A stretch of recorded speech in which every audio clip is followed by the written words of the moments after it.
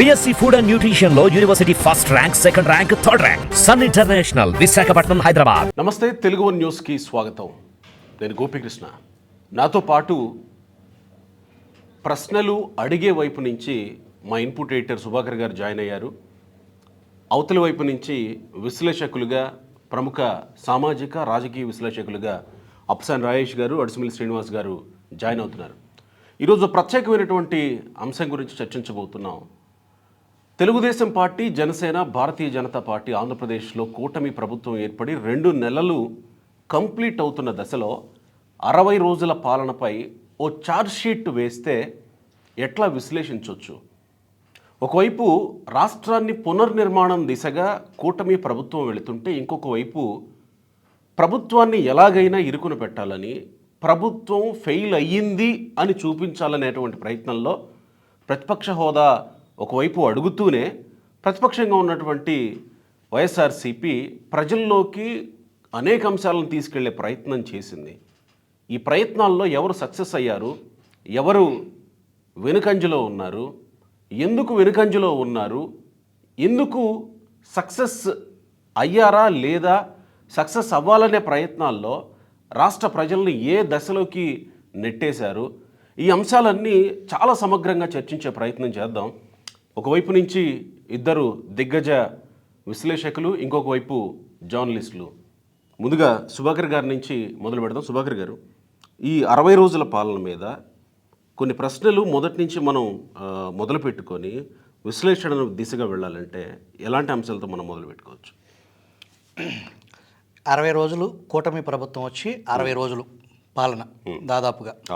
ఈ 60 రోజుల్లో కూటమి ప్రభుత్వ పాలనలో ఏం జరుగుతుంది, ఏం జరుగుతుంది అనేది ఒక స్పష్టత ప్రజలకు ఉంది.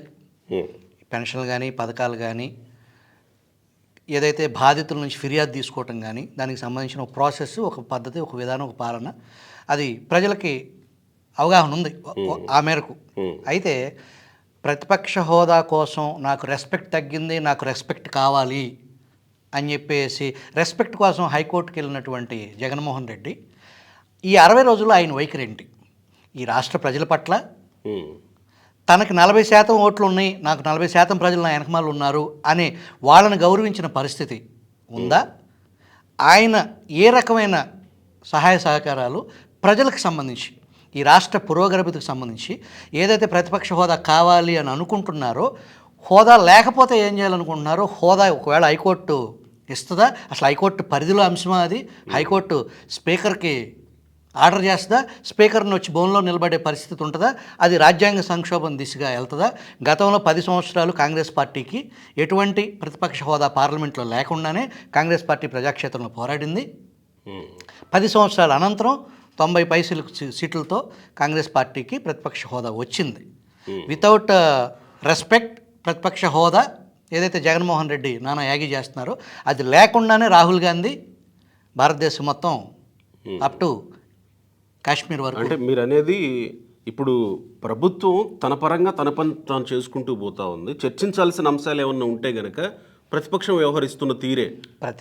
వ్యవహరిస్తున్న తీరుతో పాటు ఈ 60 రోజుల పాలనాపరమైన ఇబ్బందులు కానీ, ల్యాగింగ్ కానీ, అలసత్వం కానీ, ఏదైతే జగన్మోహన్ రెడ్డి ఆరోపిస్తున్నట్లు 30 పైచీలకు హత్యల గురించి కానీ, లా అండ్ ఆర్డర్ లేదని కానీ, ఏదైతే కంపెనీలకు సంబంధించి ఒక పక్కన విద్యాశాఖ మంత్రి లోకేష్ ఆయా కంపెనీలు ఆహ్వానిస్తున్నట్టు ఎక్స్లో ట్వీట్ చేస్తూ ఉన్నారు. దానికి ఏకంగా వైసీపీ పార్టీ పేజే రంగంలోకి దిగి పూర్తి స్థాయిలో ఈ రాష్ట్రంలో ఇది ఒక శ్మశానంగా అయిపోయింది అనేది, గడిచిన 5 సంవత్సరాల్లో ఏం జరిగిందో దానికంటే కూడా 5 సంవత్సరాల్లో ఏనాడు కూడా ఈ రాష్ట్ర పరిస్థితి ఈ రకంగా జరుగుతుందనేది ఆనాటి ప్రతిపక్ష పార్టీ ఈ రకంగా ఎప్పుడు కూడా ఆ నిజాలను కూడా ప్రజలకు కానీ, ప్రపంచం దృష్టికి కానీ, కోర్టుల దృష్టికి కానీ తీసుకెళ్లడంలో విఫలమైంది. వాస్తవానికి ఆనాటి ప్రతిపక్ష పార్టీ జగన్మోహన్ రెడ్డి 5 సంవత్సరాల విధ్వంసకర పాలన, ఈ 60 రోజుల్లోనే 5 సంవత్సరాల నాటి విధ్వంసం మించి ఇది ఒక తాలిబాన్ తరహా ప్రభుత్వం ఉంది. ఇక్కడ ఆంధ్రప్రదేశ్లో అసలు పాలనాపరమైన వ్యవహారాలు లేవు.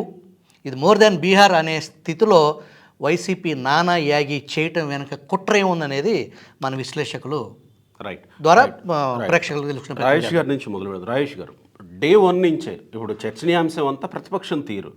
ప్రతిపక్షం కొంత అధికార పక్షానికి టైం ఇస్తుంది, సాంప్రదాయంగా ఓ 6 నెలల్లో లేదా సంవత్సరం వేచి చూసే కొంత పరిస్థితి ఉంటుంది కొంత.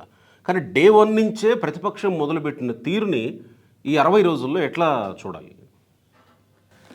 ఇక్కడ 2019లో ఘోర ఓటమి ఎదురైన తర్వాత, ఆనాడు ముఖ్యమంత్రిగా రాజీనామా చేసిన తర్వాత చంద్రబాబు నాయుడు గారు స్పందించిన తీరు, ఇప్పుడు ఈ ఎన్నికల్లో ఘోర ఓటమి తర్వాత జగన్మోహన్ రెడ్డి గారు స్పందించిన తీరు, ఈ రెండు ఒకసారి మనం పోల్చి చూడాలి. ఆ రోజు చంద్రబాబు నాయుడు గారు స్పందించిన తీరేంటి? ఇంత ఘోర ఓటమి ఎదురయ్యేంతటి ఘోరంగా పరిపాలన చేశామా, ప్రజల ఆదరణ దక్కించుకోవడంలో విఫలం చెందామా, ఎక్కడ లోపం జరిగింది అనేది మా విధానాన్ని సమీక్షించుకుంటాం. ప్రజలు ఏ ఆస్పిరేషన్స్ని అడ్రస్ చేయడంలో మేము ఫెయిల్ అయ్యామనేది మేము ఒకసారి కూర్చొని మాట్లాడుకొని సమీక్షించుకొని ప్రజలకి అనుకూలంగా మేము పనిచేస్తాం. ఈ ప్రభుత్వాన్ని అభినందిస్తున్నాం.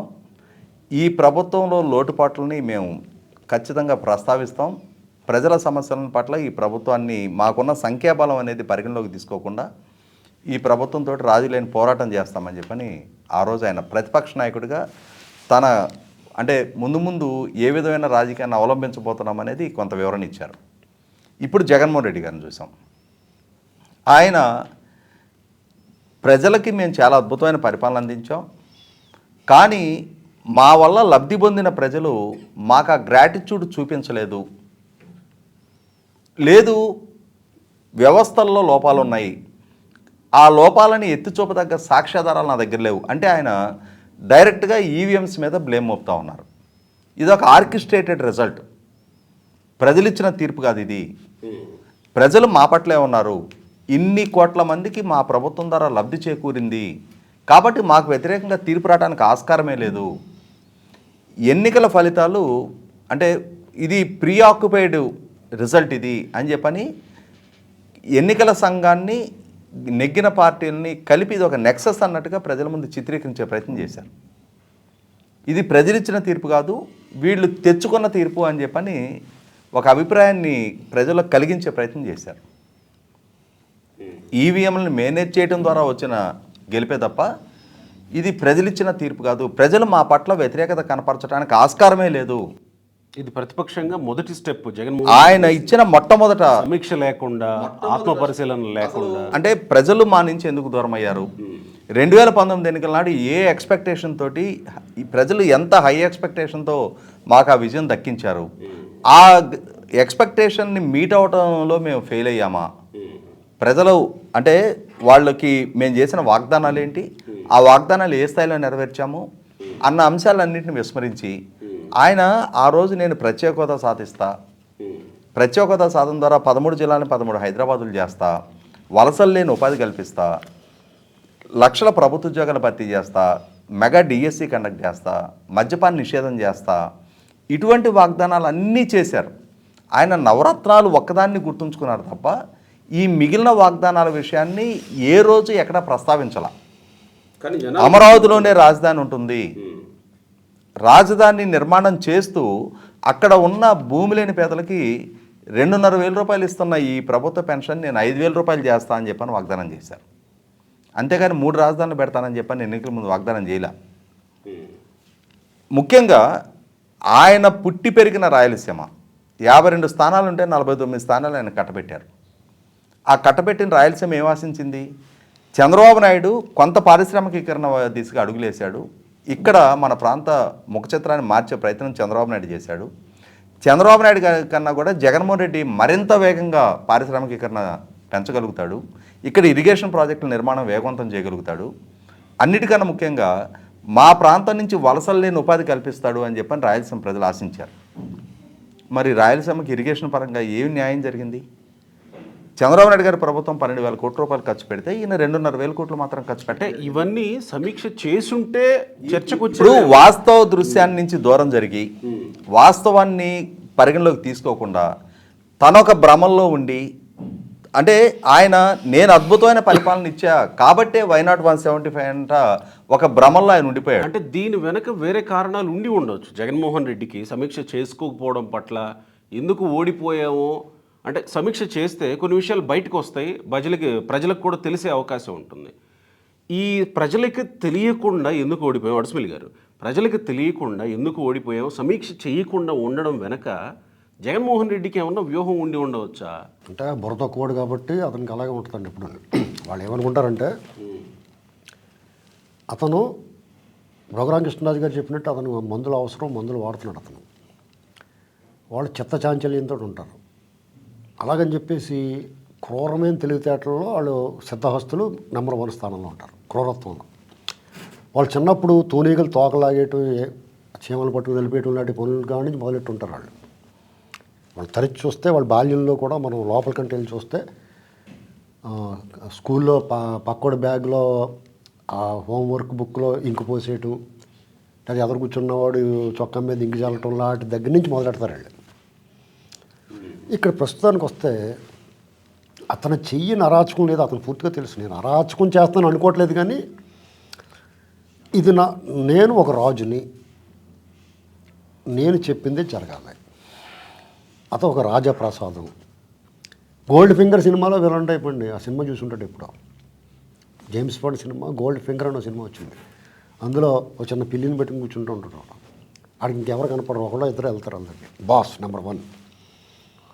ఇలాంటి పరిస్థితుల్లో ఖచ్చితంగా ప్రజలు అతను ఒక వరుస మొదలుపెట్టాడు. మొట్టమొదటిగా తెలుగుదేశం కార్యకర్తలని, నాయకులని టార్గెట్ చేశాడు. అధికారంలో ఉన్నప్పుడు, అధికారంలోకి వచ్చిన వెంటనే ఆయన అసలు దాని గురించి పట్టించుకోలేదు. వాళ్ళు రేవెట్టు కొట్టుకుంటూ పోయారు. ఊళ్ళు ఖాళీ చేస్తారు, రోడ్లు కట్టంగా గోడలు కట్టారు, రక్తగాయాలతో ఆత్మకూరులో ఆహాకారాలు చేశారు, ఆర్తనాదాలు చేశారు తెలుగుదేశం కార్యక్రమం.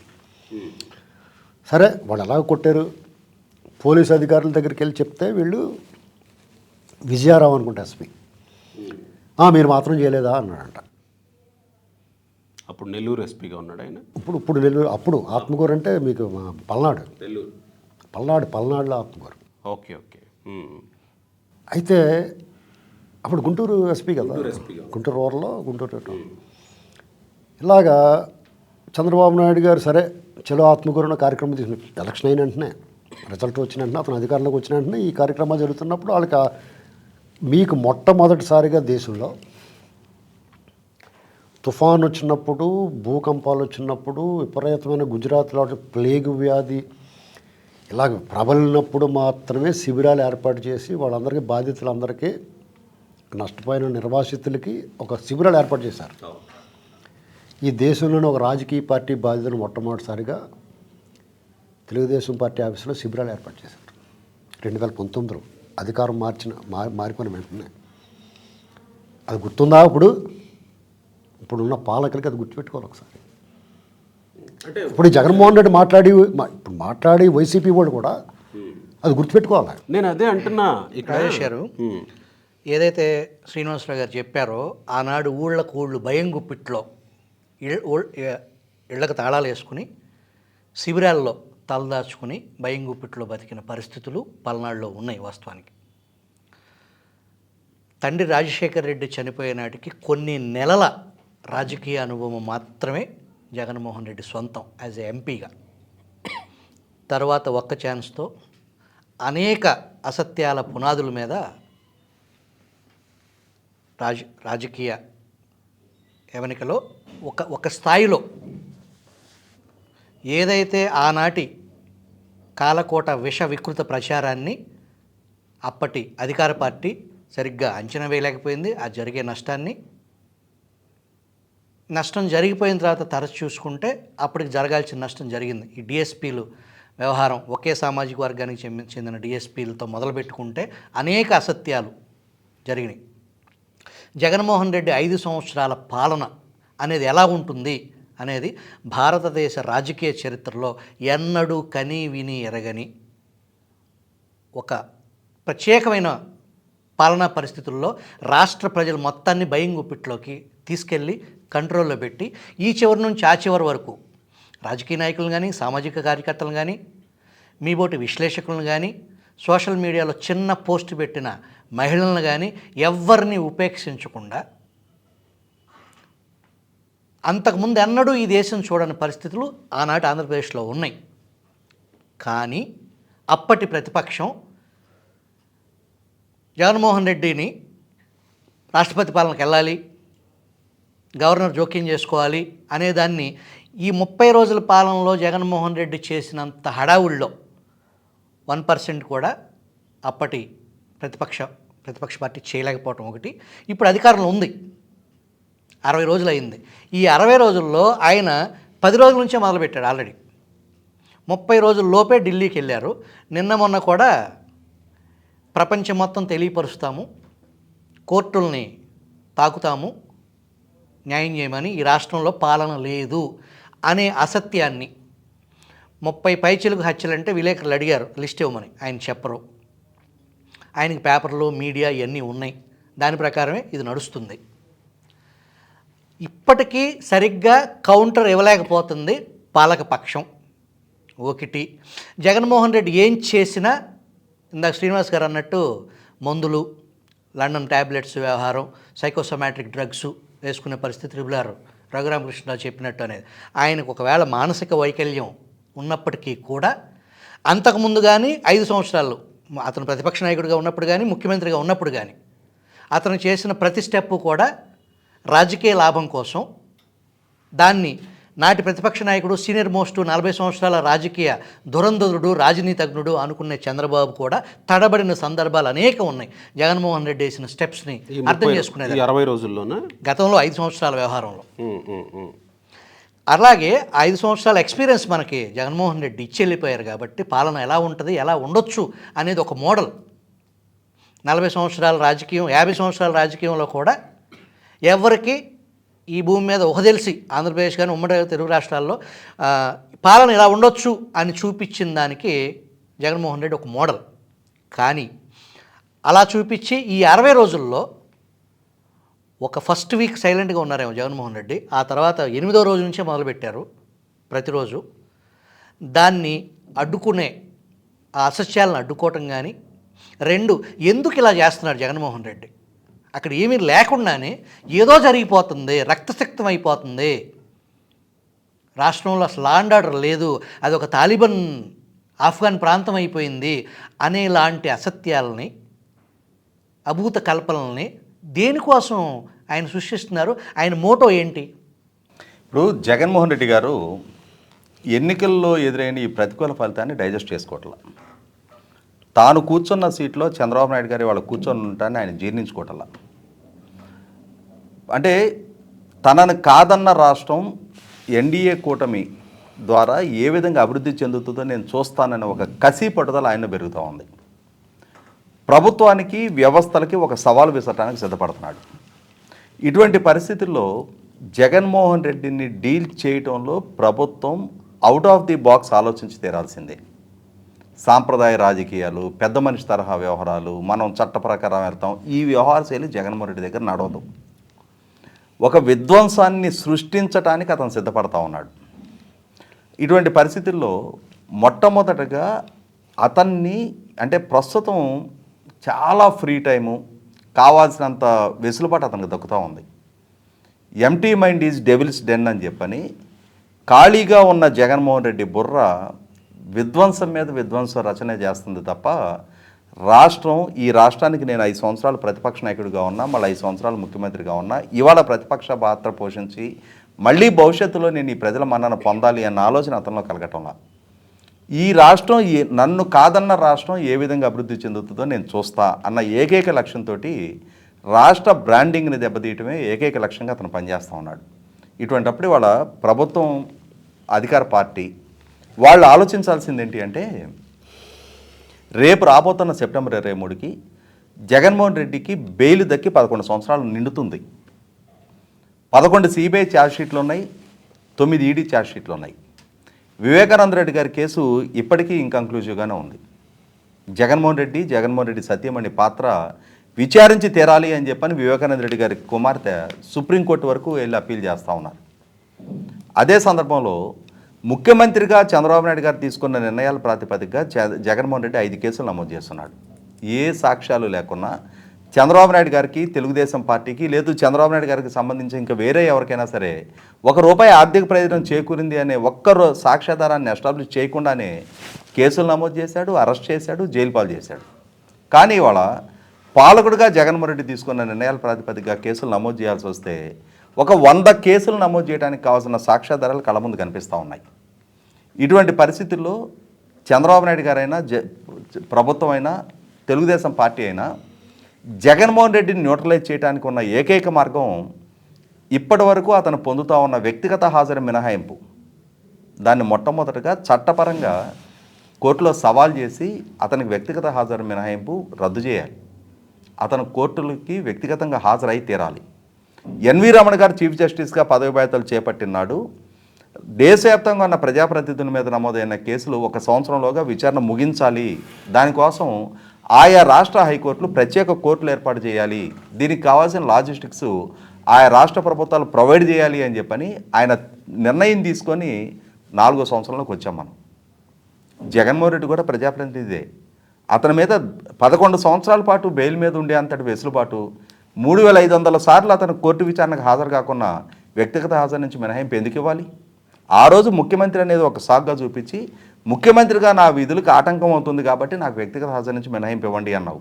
ఇవాళ నువ్వు ముఖ్యమంత్రి కాదు. అప్పుడైనా ఇప్పుడైనా కేంద్ర పెద్దల ఆశీస్సులు జగన్మోహన్ రెడ్డికి ఉన్నాయి అని మీరు అనుకుంటున్నారా? ఆ రోజు 100కి 100 కేంద్ర ప్రభుత్వ సహాయ సహకారాలు ఉన్నాయి కాబట్టే అవినాష్ రెడ్డి విచారణకి, సిబిఐకి ఆంధ్రప్రదేశ్ రాష్ట్రంలో ప్రభుత్వం ప్రతిబంధకాలు కల్పించినా కూడా సిబిఐ మిన్నకుంది. ఇంటి అల్లుడిలాగా అవినాష్ రెడ్డిని ఉదయం అరెస్ట్ చేసి మధ్యాహ్నం జైలుకి పంపించే పరిస్థితులు ఆ రోజు, అంటే ఆ వెసులుబాటు దక్కింది. ఇవాళ రాజకీయంగా తెలుగుదేశం పార్టీ సంఖ్యాబలం మీద కేంద్ర ప్రభుత్వం మనుగడ సాగిస్తూ ఉంది. ఇటువంటి పరిస్థితుల్లో ఖచ్చితంగా రాజకీయంగా కూడా దాన్ని హ్యాండిల్ చేసి తీరాల్సిన అవసరం ఉంది. 100కి 100 వ్యక్తిగత హాజరు మినహాయింపు అతనికి రద్దు చేసి తీరాలి. ఇవాళ రీసెంట్గా సుప్రీంకోర్టు ఇచ్చిన ఆదేశాల ప్రకారం సిబిఐ కోర్టులో నమోదైన 130 క్వాష్ పిటిషన్స్, డిశ్చార్జ్ పిటిషన్ల విచారణకి సంబంధం లేకుండానే అతని కేసుల విచారణ కొనసాగించండి అని చెప్పని 3 రోజుల నాడు సుప్రీంకోర్టు ధర్మాసనం తీర్పు ఇవ్వడం జరిగింది, ఒక నిర్ణయం ప్రకటించడం జరిగింది. ఇమ్మీడియట్గా జగన్మోహన్ రెడ్డి మీద కేసులు ఇంటెన్సిఫై చేయాలి, విచారణ వేగవంతం జరగాలి. సామాన్య మానవుడికి మీ మీదో నా మీదో మనం ఒక వాయిదాకి కనుక హాజరు కాకుంటే మన లాయర్ లీవ్ పిటిషన్ దాఖలు చేయొచ్చు. 2వ వాయిదాకి కూడా ఆ వెసులుబాటు ఉంటుంది. 3వ వాయిదాకి ఖచ్చితంగా మనకి వారెంట్ ఇష్యూ చేస్తారు. 4వ వాయిదాకి దాన్ని నాన్ బెయిలబుల్ వారెంట్గా పరిగణిస్తారు. 5వ వాయిదాకి కన్సర్న్డ్ విచారణ సంస్థకి మెమో ఇస్తారు. 6వ వాయిదాకి వాళ్ళ మీద యాక్షన్స్ తీసుకుంటారు, మీరు ఎందుకు ఇతను ప్రొడ్యూస్ చేయట్లేదు అని చెప్పని ఆ కన్సర్న్డ్ పోలీస్ అధికారుల మీద యాక్షన్ తీసుకుంటారు. ఇంతటి కఠినంగా సామాన్యుడి విషయంలో పాటించే న్యాయస్థానాలు జగన్మోహన్ రెడ్డికి 3500 సార్లు, సరే ఇంతకుముందు ముఖ్యమంత్రిగా వ్యక్తిగత హాజరు మినహాయింపు ఇచ్చారనుకుందాం, ఇవాళ అతను ముఖ్యమంత్రి విధుల నుంచి దిగిపోయి 60 రోజులు పూర్తవుతుంది. ఇప్పుడెందుకు విచారణకు సహకరించడం? ఒక్క మాట, ఎన్ఐఏ కోర్టులో బాధితుడిగా అతనికి ఇన్నిసార్లు ఎందుకు వెసులుబాటు దక్కుతూ ఉంది? మనం సాక్ష్యం చెప్పాల్సి ఉన్నా కూడా మనం సాక్ష్యానికి సహకరించకపోతే మనకు వారెంట్ ఇచ్చి అరెస్ట్ చేసి తీసుకెళ్లి కోర్టుకి తీసుకెళ్ళి మన యొక్క వాంగ్మూలం ఇప్పిస్తారు. జగన్మోహన్ రెడ్డి విషయంలో ఎన్ఐఏ కోర్టు ఎందుకు ఇంత వెసులుబాటు కల్పిస్తూ ఉంది? మొట్టమొదటగా అతన్ని ఫిక్స్ చేయాల్సిన ఇష్యూస్ ఉన్నాయి, అతనికి బలహీనతలు ఉన్నాయి. హిట్టింగ్ బిలో ది బెల్ట్ కాదది. అంటే అతన్ని విచారణకు సహకరించకుండా వ్యవస్థను ధిక్కరిస్తున్నప్పుడు అతన్ని వ్యవస్థల ముందు సాగిలపడే విధంగా చేయడానికి ఉన్న వెసులుబాటుని ప్రభుత్వం ఉపయోగపెట్టుకోవాలి. ఇవాళ అతను కండిషన్ బెయిల్ మీద ఉన్నాడు. కండిషన్ బెయిల్ మీద ఉండి అసత్య ప్రచారాలు చేస్తూ ఉన్నాడు, ఒక ప్రభుత్వ ప్రతిష్ట దెబ్బతీస్తూ ఉన్నాడు. అది clear case of violation of conditions, bail conditions violate చేస్తూ ఉన్నాడు. ఆ ఇష్యూని రైజ్ చేసి అతను బెయిల్ రద్దు చేయమని చెప్పని అడగాలి. అతన్ని డిఫెన్స్లోకి నెట్టే అవకాశం ఉన్న దగ్గర డిఫెన్స్లోకి నెట్టకుండా అతన్ని ఎఫెన్సివ్గా అతని రాజకీయం అతను కొనసాగించడానికి ప్రభుత్వాలు సహకరిస్తూ ఉంటే అతను ఇదే విధానాన్ని ఎంచుకుంటాడు. లేని హనీమూన్ పీరియడ్ ఎందుకు కల్పించాలి అతనికి? అతని హనీమూన్ పీరియడ్ ముగిసిపోయింది. ప్రజలు ఒక తీర్పు ఇచ్చారు, ప్రజలు ఒక స్పష్టతలో ఉన్నారు.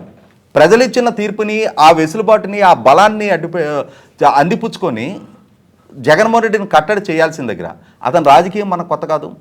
విశాఖపట్నంలో సిఏఏ కన్వెన్షన్ జరుగుతూ ఉంటే, ప్రపంచవ్యాప్తంగా పెట్టుబడిదారులు, విదేశీ ప్రతినిధులు అందరూ వచ్చి విశాఖపట్నంలో ఉంటే అక్కడ విధ్వంసం సృష్టించడం కోసం అతను పిలవని పేరంటానికి విశాఖపట్నం ఎయిర్పోర్ట్కి వచ్చి గతంలో సృష్టించిన హంగామా చూసాం మనం. రాష్ట్ర బ్రాండింగ్ని దెబ్బతీయటమే లక్ష్యంగా మొదటి నుంచి జగన్మోహన్ రెడ్డి పనిచేస్తూ ఉన్నప్పుడు ఈ రోజుకి కూడా 36 హత్యలు జరిగినాయి, 35 మంది ఆత్మహత్యలు చేసుకున్నారు, 560 ప్రైవేట్ ఆస్తులు ధ్వంసమైనవి, 490 ప్రభుత్వ ఆస్తులు ధ్వంసమైనవి, 1000కి పైగా దాడులు దౌర్జన్యాలు జరిగినాయి అని చెప్పని అసత్య గణాంకాలు ఇవాళ జాతీయ మీడియాకి చెప్తా ఉన్నాడు. ఒక్కదానికి సంబంధించిన సాక్ష్యాధారం ఈ రోజుకి బయట పెట్టకపోగా ఈ రోజుకి కూడా వాళ్ళ ఎక్స్ఎమ్మెల్యే ప్రసాదరాజు అతని వేధింపులతోటి నరసాపురం ఎండిఓ వెంకటరమణ గారు ఆత్మహత్య చేసుకున్నారు. ఏలూరు కాలంలో వారం రోజుల తర్వాత ఆయన బాడీ దొరికింది. ఎందుకని ప్రసాదరాజు మీద కేసు బుక్ చేయలే? మరణ వాంగ్మూలం రాసి పెట్టి ఆ ఎండిఓ గారు ఆత్మహత్య చేసుకున్నారు కదా. ఆ ప్రసాదరాజుని బుక్ చేసి ఇది వైసీపీ నాయకుల తీరు, ఇతని వల్ల ఒక ప్రభుత్వాధికారి ఆత్మహత్య చేసుకున్నాడని చెప్పని వాళ్ళని డిఫెన్స్ మోడ్లోకి నెట్టాల్సిన ప్రభుత్వం వాళ్ళ అసత్య ప్రచారాలు చేస్తుంటే కనీసం సంజాషి ఇచ్చుకునే పరిస్థితుల్లో పడిపోవటం ఏంటి? శ్రీనివాస్ గారు, రాజేష్ గారు అన్నట్టు ఏదైతే కేంద్రంలో ప్రస్తుత ప్రభుత్వం టీడీపీ మద్దతుతోనే అక్కడ ప్రభుత్వం ఏర్పాటైంది. గడిచిన 10 సంవత్సరాల్లో ఈ దేశంలో నెంబర్ 1, నెంబర్ 2 అంటే ఏంటి అనేది ఈ దేశ ప్రజలకి ఒక అవగాహన ఉంది.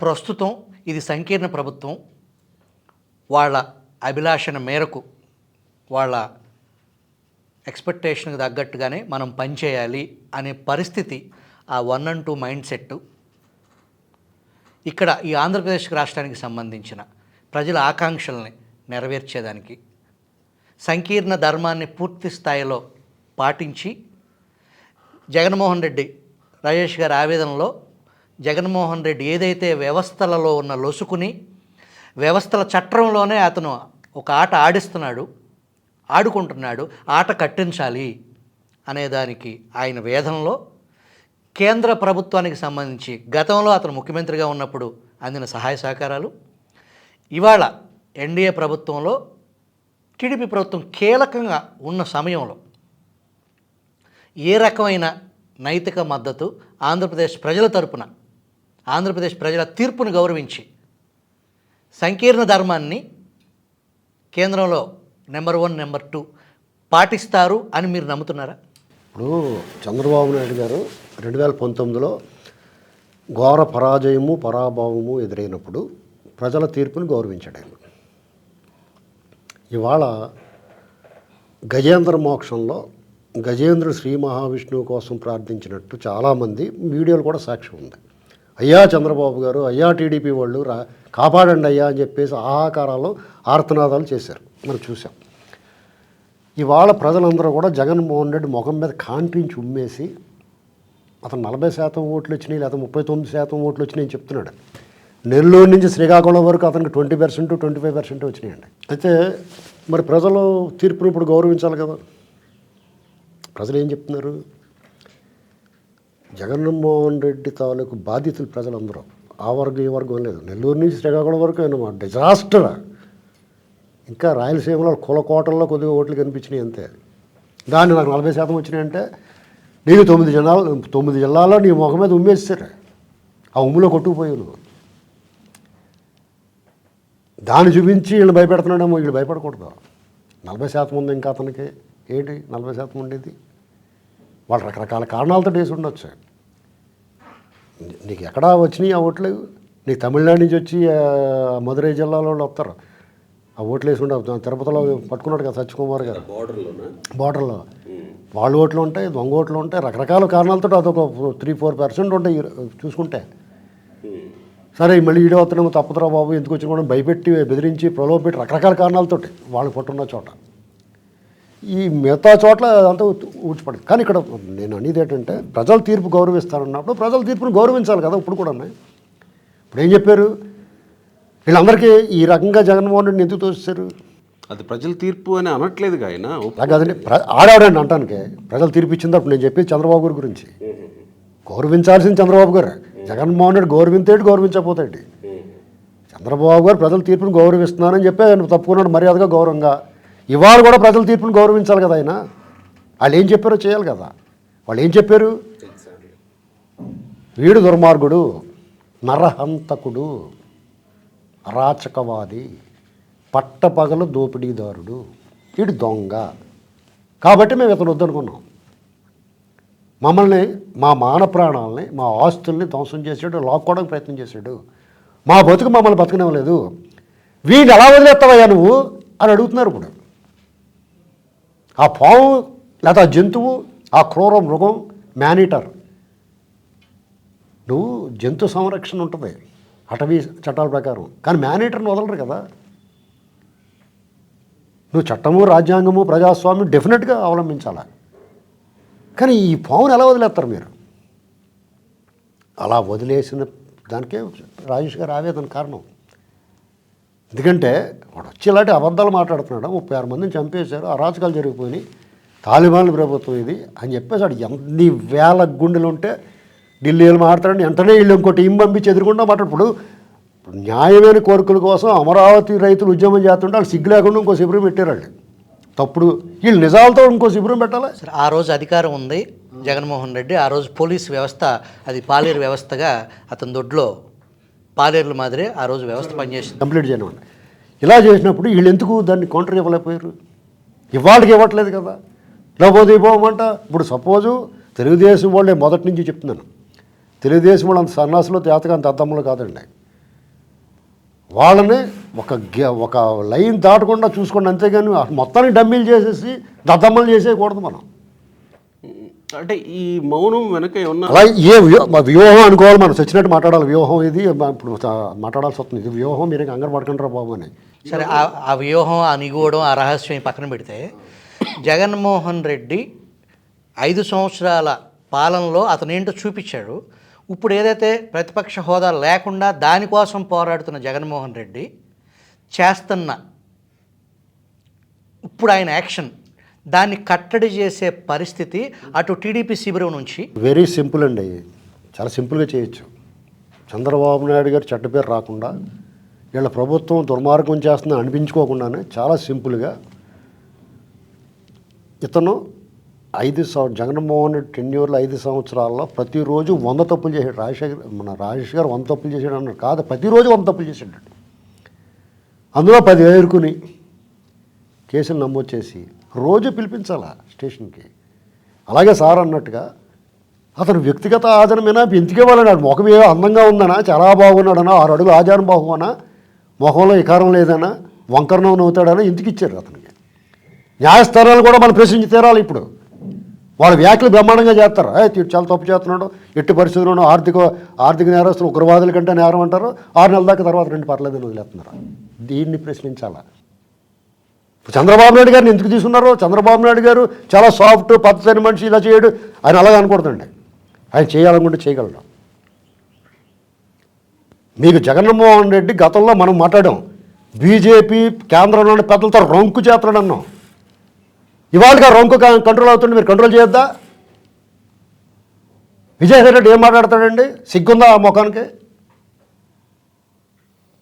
తెలుగుదేశం వాళ్ళు ఒకటి మాత్రం నేర్చుకున్నారు, వాళ్ళ దమ్ము వైసీపీ వాళ్ళ మీద చూపించడం లేదు, కానీ సొంత పార్టీ వాళ్ళ ప్రాపర్టీలు దొబ్బేయడానికి, వాళ్ళ మీద కేసులు పెడితే వాళ్ళ షాపింగ్ కాంప్లెక్స్కి వెళ్ళి కూర్చోవడానికి సొంత పార్టీ వాళ్ళు మాత్రం చేయగలుగుతారు. ఈ దమ్ము వాళ్ళ దగ్గర చూపిస్తారు వీళ్ళు. డైరెక్ట్గా చెప్తే చిలకలూరుపేటలో దీన్ని ఎవరు కంట్రోల్ చేస్తారా? నువ్వు జగన్మోహన్ రెడ్డిని కంట్రోల్ చేయరు, ఇలా ఈ దుర్మార్గాలు చేస్తాను వీళ్ళని కంట్రోల్ చేయరు. ఈ ప్రజలు ఏం ఆశించారు? మీరు ఏం చెప్పదలుచుకున్నారు? Second part out of the village చూసుకుంటే వీళ్ళు ప్రభుత్వం బ్రహ్మాండంగా పనిచేస్తుంది ప్రజలకి. వాళ్ళు అనుకున్న పథకాలు ఏం చెప్పారో హామీలు ఇస్తున్నారు, ఉపాధి మార్గాలు చూస్తున్నారు, లోకేష్తో సహా ఎక్కడో ఎడారిలో ఉన్న వాళ్ళని కూడా తీసుకొచ్చేస్తున్నారు, అన్నిటికీ స్పందించి బ్రహ్మాండంగా చేస్తున్నారు. ఎవరి కోసం? ఇదే ప్రజలు రేపు పొద్దున్న జగన్మోహన్ రెడ్డి వచ్చి 7 మోగం వేసుకుని వాళ్ళ అమ్మో చెల్లు ఇంకో ముఠా దిగుద్ది, ఈయన జైల్లో పడతాడు, ఆవిడ వచ్చి దిగులుద్ది. మా వాడు భూమికి జాండ్ అయిపోతున్నాడు, ఇంకా తగ్గిపోతున్నాడు, కొంచెం చూడండి బాబు, ఇంకొకసారి ఇవ్వండి అని అడుగుతారు, ఇచ్చేస్తారు. మీరు అమరావతి మళ్ళీ సందాల కిందాలు పోగేస్తున్నారు. వీళ్ళు డబ్బులన్నీ తీసుకుని మరి జగన్మోహన్ రెడ్డి చెరుకు ముక్క తిన్నట్టు తినేస్తాడు. మెత్తని కొయ్యముత్తూరు చెరుకు ఉంటుంది కదా, గట్టిగా కూడా కొరకక్కలేదు. దానికోసమా మీరు చేసేదే? ఇది నా మాట కాదు, నాకు రాత్రి ఫోన్ చేసి మాట్లాడేట ఒకటి ఇవన్నీ మీరు మాట్లాడతారు ఒకసారి చెప్పండి బాబు, కావాలంటే నా పేరు కూడా చెప్పండి అన్నాడు. పేరం రాధాకృష్ణమూర్తి. రాజేష్ గారు మా బాధ్యత కదా అది. జగన్మోహన్ రెడ్డి దుర్మార్గుడు, అరాచకవాది, ఇడు దొంగోడు అని చెప్పాం. మరి ఆ దొంగని ఏం చేస్తున్నారు సార్, మీరు మాట్లాడరేంటి సార్ అని అడిగాడు. శ్రీనివాస్ గారు, 75 సంవత్సరాల స్వతంత్ర భారతదేశంలో రాజకీయాలు, ముఖ్యమంత్రులు మారారు, ప్రభుత్వాలు మారినాయి, కేంద్రంలో మారింది, రాష్ట్రాల్లో మారినాయి, రాష్ట్రాలు విడిపోయినాయి, కొత్త రాష్ట్రాలు పుట్టుకొచ్చినాయి. అనేక అనుభవాలు ఈ దేశ ప్రజలకి వయసు రీత్యా, మీకున్న అనుభవం రీత్యా చాలా రాజకీయ పరిణితి చెందిన రాజకీయాలు, వికృత రాజకీయాలు కూడా చూశారు. కానీ జగన్మోహన్ రెడ్డి మోడల్ తరహా రాజకీయం, చంద్రబాబు నాయుడు దక్షత, కూటమి అఖండ మెజారిటీ, ప్రజల ఆకాంక్షలను నెరవేర్చడం, అభివృద్ధి దిశగా కష్టపడటం, ఆ టైప్ ఆఫ్ మోడల్ ఏదైతే చంద్రబాబు ప్రభుత్వంపై ప్రజలకి ఎటువంటి అనుమానాలు లేవు, ఆ రకంగా రాష్ట్రాన్ని గాడిలో పెట్టగలిగే పరిస్థితి చంద్రబాబు నాయుడు ట్రాక్ రికార్డు ఉంది కాబట్టి ఆ దిశగా ఆయన ప్రయత్నాలు చేస్తున్నారు. దానికి సంబంధించి ఇప్పుడు అందుతున్న పథకాలకు సంబంధించి, పెన్షన్లు అనే దానికి సంబంధించి ముఖ్యంగా ఏదైతే 40% ఓటర్లు నాతో ఉన్నారు అని చెప్పి నాకు ఓటేశారనే దాంట్లో కూడా తెలుగువన్ సర్వేలో ఆ చివరి నుంచి ఈ చివరి వరకు, పలాస నుంచి పెనుగొండ వరకు తెలుగువన్ రిపోర్ట్లో 12% స్ట్రైట్ అవే ఎప్పుడైతే మొదటి నెల పెన్షన్స్ అందుకున్నారో ఆ 40%లో 12% ఎగిరిపోయింది. వాస్తవానికి అది లేదు, డ్రాప్ అయిపోయింది.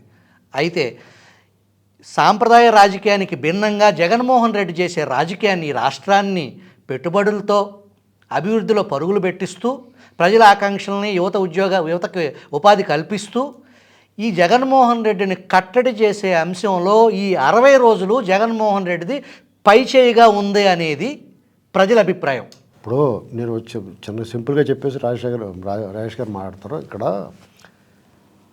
చంద్రబాబు నాయుడు గారు ఇప్పుడు కూటమి ప్రభుత్వం చాలా ఎక్స్ట్రాడినరీ పెర్ఫార్మెన్స్ అండి. ఎందుకంటే ఆ ఆనందాన్ని, ఆ ఇప్పుడు విజయం సాధించిన తర్వాత వీళ్ళు పనిచేసే తీరుని మాలాటి వాళ్ళు బ్రహ్మాండంగా చేస్తున్నారు. చంద్రబాబు గారు మిమ్మల్ని ఎందుకు కోరుకున్నారు, మీరు వచ్చిన తర్వాత అదే జరుగుతుందనేటువంటి ప్రశంసలతో ముంచెత్తాల్సిన సమయంలో ఈ రకమైన వాతావరణం ఎందుకు వచ్చింది? ఓటు గమనించాలి. ప్రజల్లో, టీడీపీ కార్యకర్తల్లో, అలాగే జనసేన టీంలో అందరిలోనూ అసంతృప్తి, అసహనం, ఆగ్రహం కూడా ఉంది. ఇది ఎందుకు వచ్చిందో తెలియదు. కొన్ని విషయాలని చాలా సమర్థవంతంగా చంద్రబాబు నాయుడు గారు చాలా తెలివైనవాడండి, చాలా సమర్థవంతంగా వీళ్ళ ఆగ్రహం చల్లార్చొచ్చు. ఇప్పుడు బీజేపీ కూడా ఉన్నారు. ఇందా రాజేష్ గారు నేను వచ్చి మాట్లాడుకున్నప్పుడు రాజేష్ గారు ఏమన్నారంటే బీజేపీ మీద చాలా ఆగ్రహంగా ఉన్నారు ప్రజలు. వాళ్ళు కూటమిలో కలిసినప్పుడు చాలామంది వీళ్ళు ఎందుకు కలిసారా బాబు, రాయగట్టిని బావిలో దూకినట్టు నాలటోడు చెప్పాడు, వీళ్ళతో ఎందుకు వచ్చింది పెంటరా బాబు అనుకున్నారు జనం. కానీ వాళ్ళు ఏం చేశారు, రాగానే కొంతమంది అటు ఇటు మార్చి అధికారులు మార్చినట్టు ఏదో చేస్తున్నారా బాబు అనుకుని వాళ్ళకి ఇక్కడ పని జరిగేసింది కదా. ఇక్కడ జగన్మోహన్ రెడ్డి మీద వ్యతిరేకత, తీవ్ర ఆగ్రహంతో పాటు బీజేపీ కూడా చేయపని ఏదో చేసినట్టు కనిపించింది, అవునా కదా. అలా వీళ్ళు కూడా ఇప్పుడు కొన్ని విషయాల్లో, ఇప్పుడు కృష్ణా జిల్లా ఎస్పీ ఉన్నాడు, అతను అంగళ్ళలో చంద్రబాబు నాయుడు గారి మీద హత్యాయత్నం కేసు నమోదు చేసాడు. రోజు మీ ఎదురుగుండా కనపడితే అలాగా ఆడే సిగ్గుపడతాడు, నాకు సిగ్గులేదు వాళ్ళకి. దొంగలు కూడా జగన్తో తిరిగినోడు ఎవడైనా సరే దొంగే, జగన్ ప్రేమికుడు ప్రతి ఓడు దొంగే. అలాంటి బుద్ధి ఉన్నవాడు ఆయన ప్రేమిస్తారు. ఇప్పుడు మేము ఉన్నాం అనుకోండి, సజ్జన సాంగత్యం కోరుకుంటాం, మంచి వాళ్ళని ప్రేమిస్తాం, ధర్మం వైపు ఉంటాం, అధర్మం వైపు ఉన్నారు వాళ్ళు. వాడు ఎంత ఆఫీసర్ అయితే ఏంటి? ఈ పరంపర కొనసాగుతున్నప్పుడు రాజేష్ గారు, రాష్ట్రంలో 36 హత్యలు జరిగాయి, ఢిల్లీకి వెళ్ళి గగ్గోలు పెట్టారు. 36 హత్యలు ఏవి అని ఎక్కడ అడిగినా ప్రశ్న లేదు, అసెంబ్లీలో అడిగినా జవాబు లేదు. మరి అబద్ధం ఇంత విస్తృతంగా ప్రచారంలోకి వస్తున్నప్పుడు అధికార పార్టీ ఎందుకు ఈ విషయం మీద చర్యలు తీసుకోవట్లేదు? కర్ణాటకలో రిజర్వేషన్ల వ్యవహారంలో నాస్కామ్ పరిస్థితి మనం చూసాం. లోకేష్ ఇన్వైట్ చేసి ఇక్కడికి రండి మేము కల్పిస్తామని చెప్పినప్పుడు దాన్ని ట్యాగ్ చేస్తూ వైఎస్ఆర్సీపీ సోషల్ మీడియా అఫీషియల్ దీని నుంచి, పేజ్ నుంచి లేదు రావద్దు, ఇక్కడ హత్యలు జరిగినాయి, మీరు కావాలంటే హైదరాబాద్కి వెళ్ళిపోండి, యూట్యూబ్ గ్లోబల్ సీఈఓకి సంబంధించి ట్వీట్ చేసినప్పుడు అదే జరిగింది. ఇలాంటివన్నీ జరుగుతుంటే అధికార యూట్యూబ్ ఏదైతే అకాడమీ పెట్టడానికి జూమ్ మీటింగ్లో చంద్రబాబు నాయుడు సీఈఓతో మాట్లాడి మొట్టమొదటిసారిగా అమరావతిలో యూట్యూబ్ అకాడమీని ఎస్టాబ్లిష్ చేయడానికి వాళ్ళిద్దరూ చర్చలు జరిగినాయి. దాన్ని ఇలా చర్చలు జరిగినాయి అని చెప్పేసి చంద్రబాబు నాయుడు ట్విట్టర్లో ఆ యూట్యూబ్ సీఈఓకి గూగుల్ కంపెనీ కార్పొరేట్ కంపెనీకి ట్వీట్ చేశారు, థ్యాంక్స్ చెప్తూ ఇట్లా జరిగింది అకాడమీ. దాన్ని వైసీపీ అఫీషియల్ పేజెస్లో మీరు కనుక ఇక్కడ ఎస్టాబ్లిష్ చేస్తే అమరావతిలో, అది ఆల్రెడీ ముంపు ప్రాంతం, ఫ్లడ్ ఎఫెక్టెడ్ ఏరియా, మీ కంపెనీలో మహిళా ఎంప్లాయీస్ ఇంటి దగ్గర నుంచి మీ కంపెనీకి వెళ్తే దాని మార్గ మధ్యలో భద్రత లేదు మహిళలకి, మీకు అట్లాంటి రాష్ట్రం అవసరమా? హైదరాబాద్లో పెట్టుకోండి, బెంగళూరులో పెట్టుకోండి, ఇక్కడ పోలీస్ వ్యవస్థ లేదు, వాళ్ళు చూస్తారంటే నో యాక్షన్. ఇక్కడ ఒక దారుణమైన పదం అసలు వాస్తవానికి, ఒక అరాచకమైన పాలనలో ఈ రాష్ట్రం ఉంది అని చెప్పేసి ప్రతిపక్ష హోదా కావాలని కోరుకున్న Jaganmohan Reddy party official page నుంచి ఆ కంపెనీ ప్రతినిధులకి ఈ పరిస్థితులు అని చెప్పేసి చెప్పడాన్ని ఎలా చూడాలండి? అది అధికార పక్షం నుంచి కౌంటర్ లేకపోవడం. 2014-19 మధ్య ప్రతిపక్ష నాయకుడిగా జగన్మోహన్ రెడ్డి ఏ విధానాన్ని అనుసరించాడు, 2019-24 మధ్య పాలకుడిగా ఏ విధానాన్ని అనుసరించాడు, 2024 తర్వాత ప్రజల చేత ఇంతటి తిరస్కారానికి గురైన తర్వాత కూడా, ఒక రకంగా తిరస్కారం అంటానికి కూడా లేదు, ప్రజల చేత శిక్షకు గురయ్యాడు. 151 స్థానాల నుంచి 11 స్థానాలకు పరిమితం కావటం అని అంటే శిక్షింపబట్టం. 2014లో గౌరవప్రదమైన ప్రతిపక్ష హోదా 67 స్థానాలు దక్కినాయి ఆ రోజు. అది ఓటమి, ఇది శిక్ష. ఈ శిక్షకు గురైన సందర్భంలో కూడా, ఎందుకంటే 2014-19 మధ్య విభజన జరిగిన రాష్ట్రం, గ్రామీణ నేపథ్యం ఉన్న రాష్ట్రం, రాజధాని లేకుండా విభజన జరిగింది, లోటు బడ్జెట్తో విభజన జరిగింది, పారిశ్రామికీకరణ పెద్దగా లేదు, విద్యా వైద్యోపాధికి పక్క రాష్ట్రాల మీద ఆధారపడుతున్న పరిస్థితి, కరెంటు కోతలతో సతమతమవుతున్న పరిస్థితి, రోడ్డు ఇన్ఫ్రాస్ట్రక్చర్ దెబ్బతినిపోయిన పరిస్థితి. ఇటువంటి పరిస్థితుల్లో కొత్తగా పాలన మొదలుపెట్టిన ప్రభుత్వం రాజధాని నిర్మాణానికి పూనుకుంటే, రైతుల నుంచి సమీకరణలో భూమి తీసుకుంటా ఉంటుంటే ఆ సమీకరణకు అడ్డుపడే ప్రయత్నం చేశారు. ఆ సమీకరణ స్టేజ్ దాటి మాస్టర్ ప్లాను అమల్లోకి తీసుకొచ్చి దాన్ని ఇంప్లిమెంట్ చేసే ప్రయత్నం చేస్తే మొట్టమొదటగా నేషనల్ గ్రీన్ ట్రిబ్యునల్కి వెళ్ళి కేసులు ఫైల్ చేశారు. తర్వాత దాన్ని రిజాల్వ్ చేసుకొని అక్కడ డెవలప్మెంట్ యాక్టివిటీ బిగిన్ చేస్తే అక్కడ స్థానిక ఎమ్మెల్యే ఆల రామకృష్ణారెడ్డిని అడ్డుపెట్టి కుల విద్వేషాలు పెంచి తమకు అనుకూలంగా ఉండే సామాజిక వర్గం చేత ల్యాండ్ పూలింగ్కి సహకరించుకోనివ్వకుండా సీడ్ యాక్సెస్ రోడ్డు ఫార్మేషన్ అడ్డుకున్నారు. అంటే రాజధాని పనులు వేగవంతం కావడానికి వీల్లేదు, రాజధాని చంద్రబాబు నాయుడు చేత నిర్మాణం జరగటానికి వీల్లేదు. అంటే ఇక్కడ తాను leader of the opposition, leader of the opposition అంటే సీఎం ఇన్ వెయిటింగ్ అంటారు. ఒకవేళ చంద్రబాబు ఓడితే ముఖ్యమంత్రి అయ్యేది నువ్వు ముఖ్యమంత్రి కావడానికి తాపత్రయపడుతున్న రాష్ట్రానికి రాజధాని నిర్మాణానికి ప్రభుత్వం ప్రయత్నం చేస్తుంటే దాన్ని అడ్డుకునే ప్రయత్నం చేసావు. అంటే రాష్ట్రం ఏమైపోయినా పర్వాలా, రాష్ట్రానికి రాజధాని లేకపోయినా పర్వాలా, చంద్రబాబు నాయుడు ఒక విఫల ప్రయోగంగా ప్రజల ముందు చిత్రీకరణ జరగాలి. చంద్రబాబుకి ఇచ్చిన టైంలో అతను రాజధానిని కొద్దిపాటి కూడా పురోగతి సాధించలేకపోయాడని చెప్పని చిత్రీకరించాలి. దానికోసం వరల్డ్ బ్యాంక్ వాళ్ళు లోన్ ఇవ్వడానికి ముందుకొస్తే వాళ్ళకి ఇప్పుడు ఏదైతే మనం ఇన్వెస్టర్స్కి ట్యాగ్ చేస్తూ ఉన్నారో ఆ రోజు తప్పుడు మెయిల్స్ పంపించారు వరల్డ్ బ్యాంక్కి. ఇక్కడ అరాచకాలు సృష్టించి ల్యాండ్ పూలింగ్ చేశారు, రైతుల నుంచి బలవంతంగా భూమి గుంజుకున్నారు, వేధింపులకు గురి చేశారు, బలప్రయోగం చేశారు అని చెప్పని ఏ ఒకటి జరగల. కానీ వరల్డ్ బ్యాంక్ వాళ్ళు దాని మీద నిర్ధారించుకోవడానికి టైం తీసుకున్నారు. ఈలో పుణ్యకాలం గడిచిపోయింది. అంటే ఫండ్స్ అవైలబిలిటీ లేకుండా ఒక నెగిటివ్ క్యాంపెయిన్ అనేది 2019కి ముందు చేశాడు. అదే సందర్భంలో ఆ రోజు చేసిన ఆరోపణలు ఏంటి? సత్యదూరమైన ఆరోపణలు. 6,000 కోట్ల అవినీతి జరిగింది, పోలవరం సవరించిన అంచనాల్లో 25,000 కోట్ల అవినీతి జరిగింది, పట్టిసీమ కాదు అది వట్టిసీమ, అమరావతి కాదు అది భ్రమరావతి, కాదు కదా కమరావతి. ఇట్లా ఆ రోజు ఏ ఆరోపణలు అయితే చేస్తూ వచ్చాడో ఈ రోజుకి కూడా నువ్వు పాలకుడిగా బాధ్యతలు చేపట్టావు. ఏం చేసావు? రాష్ట్ర రాజధాని పట్ల నీకున్న చిత్తశుద్ధి ఏంటి? రాజధాని నిర్మాణాన్ని ఎక్కడ కొనసాగించావు? ఇరిగేషన్ ప్రాజెక్టులు నేషనల్ ప్రాజెక్ట్, అది కేంద్ర ప్రభుత్వ ఫండింగ్తో జరుగుతూ ఉంది. నువ్వెందుకు దాన్ని రివర్స్ టెండర్ అని చెప్పని? అంటే అక్కడ పోలవరం ప్రాజెక్టు భవిష్యత్తు మీద అతనికి శ్రద్ధ లేదు. రాష్ట్ర భవిష్యత్తు గురించి, రాష్ట్రానికి ఒక లైఫ్ లైన్ లాగా మారాల్సిన ఆ ప్రాజెక్టు నిర్మాణాన్ని త్వరితగతిన పూర్తి చేయాలనే ఆలోచన అతనికి లేదు. అతనికి ఉన్నది ఒకటే, ఒక చంద్రబాబు నాయుడు గారు సామాజిక వర్గీయుడు టెండర్ పొందున్నాడు, అతను పనులు చేస్తూ ఉన్నాడు, అతను తప్పించడమే లక్ష్యం. అంతేగాని దాని కాన్సిక్వెన్సెస్ ఏంటి, దాన్ని ఆపడం వల్ల ఎదురయ్యే పరిస్థితులు ఏంటనేది అతనికి ఆలోచన లేదు.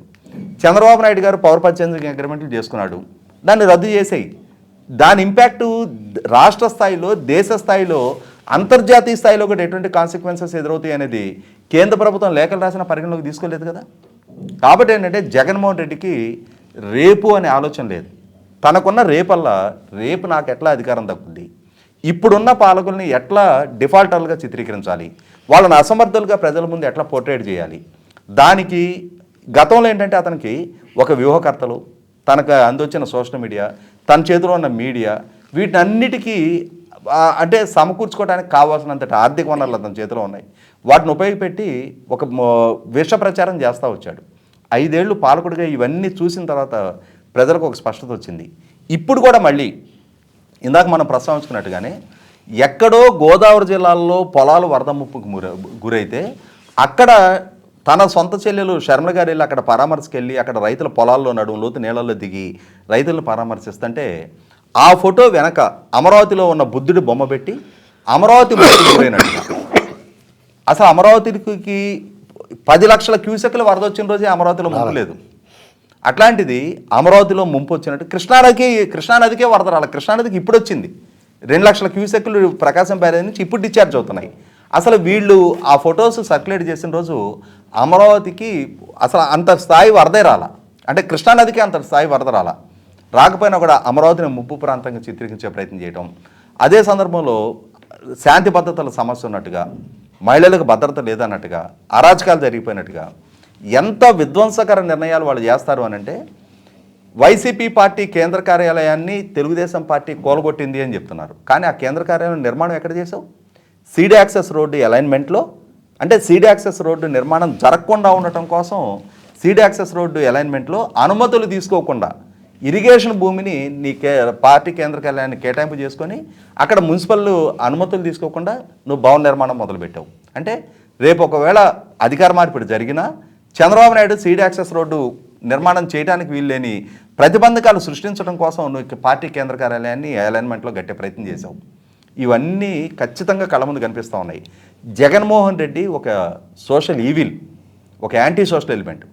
అతను దురదృష్టవశాత్తు ఈ రాష్ట్రంలో ప్రధాన ప్రతిపక్ష నాయకుడిగా, ముఖ్యమంత్రిగా అతని పాత్రలు పోషించున్నాడు.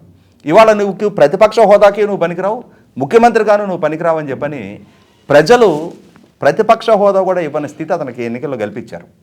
ఇప్పుడు ఖచ్చితంగా ప్రభుత్వం ప్రొయాక్టివ్గా వర్క్ చేయాలి. నేను అదే అంటున్నా, ఇవన్నీ అబద్ధాలు, ఇవన్నీ అసత్యాలు అని తెలిసినప్పుడు ప్రభుత్వం నుంచి కౌంటర్ ఇది. ప్రభుత్వం నుంచి అంటే నా ఉద్దేశం అయితే తెలుగుదేశం పార్టీకి సంబంధించి అధికార ప్రతినిధుల ఎంపిక విషయంలో మరింత క్రియాశీలకంగా వ్యవహరించాలని చెప్పి నేను అనుకుంటా ఉన్నా. అంటే ఇప్పుడు ఉన్న అధికార ప్రతినిధులు పూర్తి స్థాయి సమాచారంతో జగన్మోహన్ రెడ్డిని ఎప్పటికప్పుడు కౌంటర్ చేయడంలో ఒకళ్ళిద్దరు మాత్రమే యాక్టివ్గా కనిపిస్తూ ఉన్నారు. దాదాపుగా నాకు తెలిసి 22 అధికార ప్రతినిధులు ఉన్నారు. పూర్తి సమాచారంతో ఎప్పటికప్పుడు మీడియాలోకి వచ్చి దాన్ని కౌంటర్ చేయాల్సిన అవసరం ఉంది. అదే సందర్భంలో సోషల్ మీడియాలో అంటే వైసీపీ పార్టీ లాగా చెల్లించి అంటే పేమెంటు తోటి నడుస్తున్న సోషల్ మీడియా కాదు తెలుగుదేశంది. వాలంటరీగా ఎవరికి వాళ్ళు స్వచ్ఛందంగా తెలుగుదేశంకి ఒక సోషల్ మీడియా సమూహం ఉన్నారు. వాళ్ళకి ప్రాపర్ ఇన్ఫర్మేషను ఎప్పటికప్పుడు షేర్ చేయగలిగే ఆ నాలెడ్జ్ షేరింగ్ అనేది పార్టీ వైపు నుంచి జరగాలి. అసలు జగన్మోహన్ రెడ్డి ఏం చెప్తా ఉన్నాడు, వాస్తవం ఏంటి అనేది.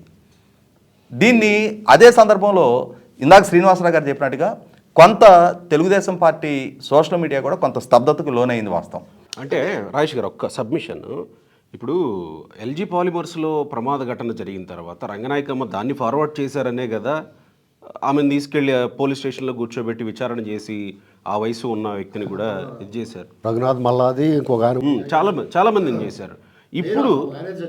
ఇప్పుడు ఇలా రాష్ట్రానికి పెట్టుబడులు పెట్టే వాళ్ళని రాష్ట్రం మంచి కోసం ఆహ్వానిస్తూ ఉంటే, ఇలాంటి అసత్యాలను ప్రచారం చేస్తూ ఉంటే ప్రభుత్వం వైపు నుంచి కేవలం ఖండించడమో లేకపోతే అధికార ప్రతినిధులు కౌంటర్లు చేయడమో కాదు కదా, చర్యలు తీసుకోవాలి. అది ఇది కాదు వాస్తవం ఇది అని చూపించి వాళ్ళ మీద చర్యలు తీసుకునే ప్రయత్నం కూడా జరగాలి కదా. అంటే ఇక్కడ జరుగుతున్నది కూడా ఏంటంటే జగన్మోహన్ రెడ్డి గారు ఒక రకంగా వ్యవస్థల్ని చాలా పొల్యూట్ చేస్తున్నాడు. ఇప్పటి పరిస్థితిలో అంటే కొత్తగా ఏర్పడ్డ ఎన్డీఏ కూటమి ప్రభుత్వం తన ఓన్ మెకానిజాన్ని స్టిల్ ఇంకా సెట్ చేసుకునే ప్రాసెస్లోనే ఉంది. అంటే ఎస్పీ స్థాయి దగ్గర నుంచి ఇప్పుడు నిన్నటికి ఇన్స్పెక్టర్ స్థాయి వరకు ట్రాన్స్ఫర్స్, ఆ షఫలింగ్ వ్యవహారాలు జరిగినాయి. అందులో కొంతమంది టెయింటెడ్ ఆఫీసర్స్ కూడా అంటే గతంలో విపరీతమైన ఆరోపణలు ఎదుర్కొని వైసీపీ పార్టీ పట్ల మాత్రమే లాయల్టీ ప్రదర్శించి more loyalty the king than the Kingdom అని చెప్పని సమాజం కన్నా, వ్యవస్థల కన్నా, రూల్ ఆఫ్ లా కన్నా, బిజినెస్ రూల్స్ కన్నా కూడా జగన్మోహన్ రెడ్డి గారు ఆ పార్టీ, ఆ నాయకులు ఇచ్చిన ఆదేశాలు పాటిస్తే చాలని చెప్పని విశృంఖలతను ప్రదర్శించిన అధికారులకు కూడా కొంతమందికి కీలకమైన స్థానాలు దక్కుతూ ఉన్నాయి. మరి ఆ అధికారులని ఎవరు సజెస్ట్ చేస్తూ ఉన్నారు? ఇప్పుడు చాలామందిని వీఆర్కి పంపిస్తూ ఉన్నారు, డీజీపీ ఆఫీస్కి రిపోర్ట్ చేయమంటూ ఉన్నారు. రీసెంట్గా 97 మంది డిఎస్పీలని ట్రాన్స్ఫర్ చేస్తే అందులో 96 మంది 57 మందిని డీజీపీ ఆఫీస్కి రిపోర్ట్ చేయమన్నారు. చాలామంది విషయంలో క్రియాశీలకంగానే ఉన్నారు, కానీ ఇంకా చాలామంది కీలకమైన అధికారులకి కీలక స్థానాలు దక్కుతూ ఉన్నాయి. అంటే ఎవరైతే ఐడెంటిఫైడ్ వీళ్ళు పూర్తి స్థాయిలో జగన్మోహన్ రెడ్డి గారికి లాయల్గానే పనిచేశారు, వీళ్ళు ప్రజాస్వామ్యంలో ప్రభుత్వ ఉద్యోగులు అనే అంశాన్ని విస్మరించి జగన్మోహన్ రెడ్డి గారి పట్ల లాయల్టీ ప్రదర్శిస్తే చాలని చెప్పని వ్యవహారశాలు కనపరిచిన అధికారులకు ఇప్పటికీ కీలక స్థానాలు దక్కుతూ ఉన్నదైతే వాస్తవం. ఇటువంటి ఈ బాలారెస్టాలన్నింటిని అధిగమించి ఈ కూటమి ప్రభుత్వం కూడా తమదనేది ఒక మెకానిజం సెట్ చేసుకునే ప్రాసెస్లో ఉంది. నిన్న సాయంత్రం కొంతమంది కొన్ని రేంజ్లకు సంబంధించిన ఎస్ఐల ట్రాన్స్ఫర్స్ జరిగినాయి. ఇంకా ఇప్పటికీ కూడా పూర్తి మెకానిజం ఇంకా సెట్ అవ్వాలా, ఆ సెట్ చేసుకోవాలి. అదే సందర్భంలో ఇంటెలిజెన్స్ పరంగా కానీ ముఖ్యంగా ఈ సైబర్ క్రైమ్స్కి సంబంధించి ఇప్పటికీ అంటే ఇంకా ప్రోయాక్టివ్గా అయితే సైబర్ వింగ్ పనిచేస్తున్నట్టు అనిపిట్లా. పనిచేసి ఎవరెవరైతే ఈ తప్పుడు ప్రచారం చేస్తున్నారో రాష్ట్ర బ్రాండింగ్ని దెబ్బతీసే ప్రయత్నం అనేది రాష్ట్ర ద్రోహులు వాళ్ళు. ఇక్కడ దేన్నైనా సహించవచ్చు. ఇక్కడ రాజకీయంగా చంద్రబాబు నాయుడు గారిని విమర్శ చేయటమో, నారా లోకేష్ విమర్శ చేయటమో, పవన్ కళ్యాణ్ గారిని విమర్శ చేయటం వేరు. కానీ రాజకీయ విమర్శల కన్నా కూడా రాష్ట్రానికి పెట్టుబడులు రావడానికి వీల్లేదు, రాష్ట్రంలో పెట్టుబడులు పెట్టే వాళ్ళని మీరు వేరే రాష్ట్రాల్లో పెట్టుబడులు పెట్టండి, ఈ రాష్ట్రం సహేతుకమైన ప్రాంతం కాదు అని చెప్పని రాష్ట్ర బ్రాండింగ్ని దెబ్బతీసే ప్రయత్నం చేస్తున్న నేపథ్యంలో ఖచ్చితంగా ఆ విషయంలో మాత్రం కఠినంగానే వ్యవహరించాలి, కేసులు నమోదు చేయాలి. ఎవరెవరు బాధ్యులో వాళ్ళని వీళ్ళు రాష్ట్ర ద్రోహులు. ఇప్పుడు మనం రౌడీ షీటర్లు అంటాం, ఇప్పుడు పిక్ పాకెటర్స్ అని చెప్పని బస్ స్టాండ్లో వీళ్ళ విషయంలో జాగ్రత్తగా ఉండండి అని చెప్పని ఫోటోలు పెడతా ఉంటారు. వీళ్ళు ఈ రాష్ట్ర ద్రోహులు, ఈ రాష్ట్ర బ్రాండింగ్ దెబ్బతీస్తున్న వ్యక్తులు అని చెప్పని వాళ్ళ మెడల్లో పలకలేసి పేర్లు రాసి వాళ్ళని డిస్ప్లే చేసినా తప్పులేదు. ఈ విషయంలో మాత్రం కఠినాతి కఠినమైన చర్యలు తీసుకోవాలి. అవసరమైతే వాళ్ళని సమర్థించుతా పౌర హక్కులు, మానవ హక్కులు అని చెప్పని ఎవడన్నా ముందుకొచ్చినా అవసరమైతే వాళ్ళని కూడా తీసుకెళ్ళి లోపల దబ్బాలి. ఫస్ట్ ఈ రాష్ట్ర బ్రాండింగ్ దెబ్బతినకుండా కాపాడాలి, రాష్ట్రాన్ని పెట్టుబడులకి అనువుగా మార్చాలి, పెట్టుబడులు రప్పించాలి, 20 లక్షల ఉద్యోగాలు కల్పిస్తామని చెప్పని వాగ్దానం చేస్తున్నారు. ఇవాళ నా అంచనా అయితే నిరుద్యోగుల సంఖ్య 20 లక్షల కన్నా చాలా ఎక్కువగానే ఉంది. ఇటువంటి పరిస్థితుల్లో ఇప్పటికీ ఒక సానుకూల వాతావరణం ఉంది. 974 కిలోమీటర్ల కోస్ట్ లైన్ ఉంది, కావాల్సినంతటి భూమి అవైలబిలిటీ ఉంది. ఇవాళ నదుల అనుసంధానంతో నీటి లభ్యతకు ఆస్కారం ఉంది. వీటిని సద్వినియోగం చేసుకొని పారిశ్రామికీకరణ పెంచుకోవడానికి, అట్లాగే పోర్టుల ద్వారా లాజిస్టిక్స్ హబ్గా పోర్టు బేస్డ్ ఇండస్ట్రీస్ రప్పించుకోవడానికి అవకాశం ఉన్న దగ్గర దానికి కావాల్సిన యాంబియన్స్ సృష్టించుకొని, ఆ యాంబియన్స్ క్రియేట్ చేసుకొని దాని తగ్గట్టుగా పెట్టుబడులను ఆకర్షించుకోవడానికి విఘాతం కలిగించే ప్రయత్నం చేస్తున్న ఎవరినీ సహించాల్సిన అవసరం లేదు. శ్రీనివాస్ గారు, ఇందాక రాజేష్ గారు చెప్పిన దాంట్లో 96 మంది డిఎస్పీలని ట్రాన్స్ఫర్ చేశారు. దాంట్లో 54 మందికి జిఐడికి అటాచ్ చేశారు, పోస్టింగ్ ఇవ్వకుండా. సాక్షి కథనం, ఆ 54లో 15 మంది రెడ్డి సామాజిక వర్గం డిఎస్పీలు ఉన్నారు, వారికి పోస్టింగ్ ఇవ్వలేదు.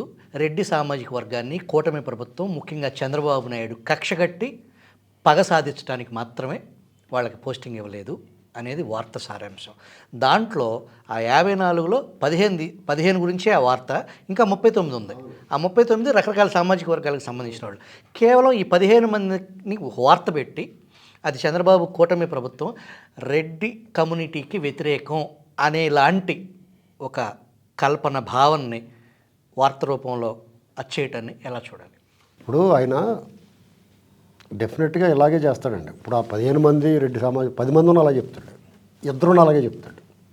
ఎందుకంటే 36 మంది కమిటీ చేసి అన్నప్పుడు వీళ్ళు కౌంటర్ ఇవ్వలేదు కదా, కాబట్టి అలాగే చెప్తాడు. ఇప్పుడు పార్టీ ఇప్పుడు యాక్చువల్గా టీడీపీ అంతా రాజేష్ గారు చెప్పినట్టుగా టీడీపీ సోషల్ మీడియా కానీ లేకపోతే వాళ్ళకు అనుకూలంగా మాట్లాడే కొంతమంది వ్యక్తులు కానీ వాళ్ళు నేను పచ్చిగా చెప్పాలంటే దోలెక్కి మాట్లాడతారు వాళ్ళ కోసం, దురద వల్ల.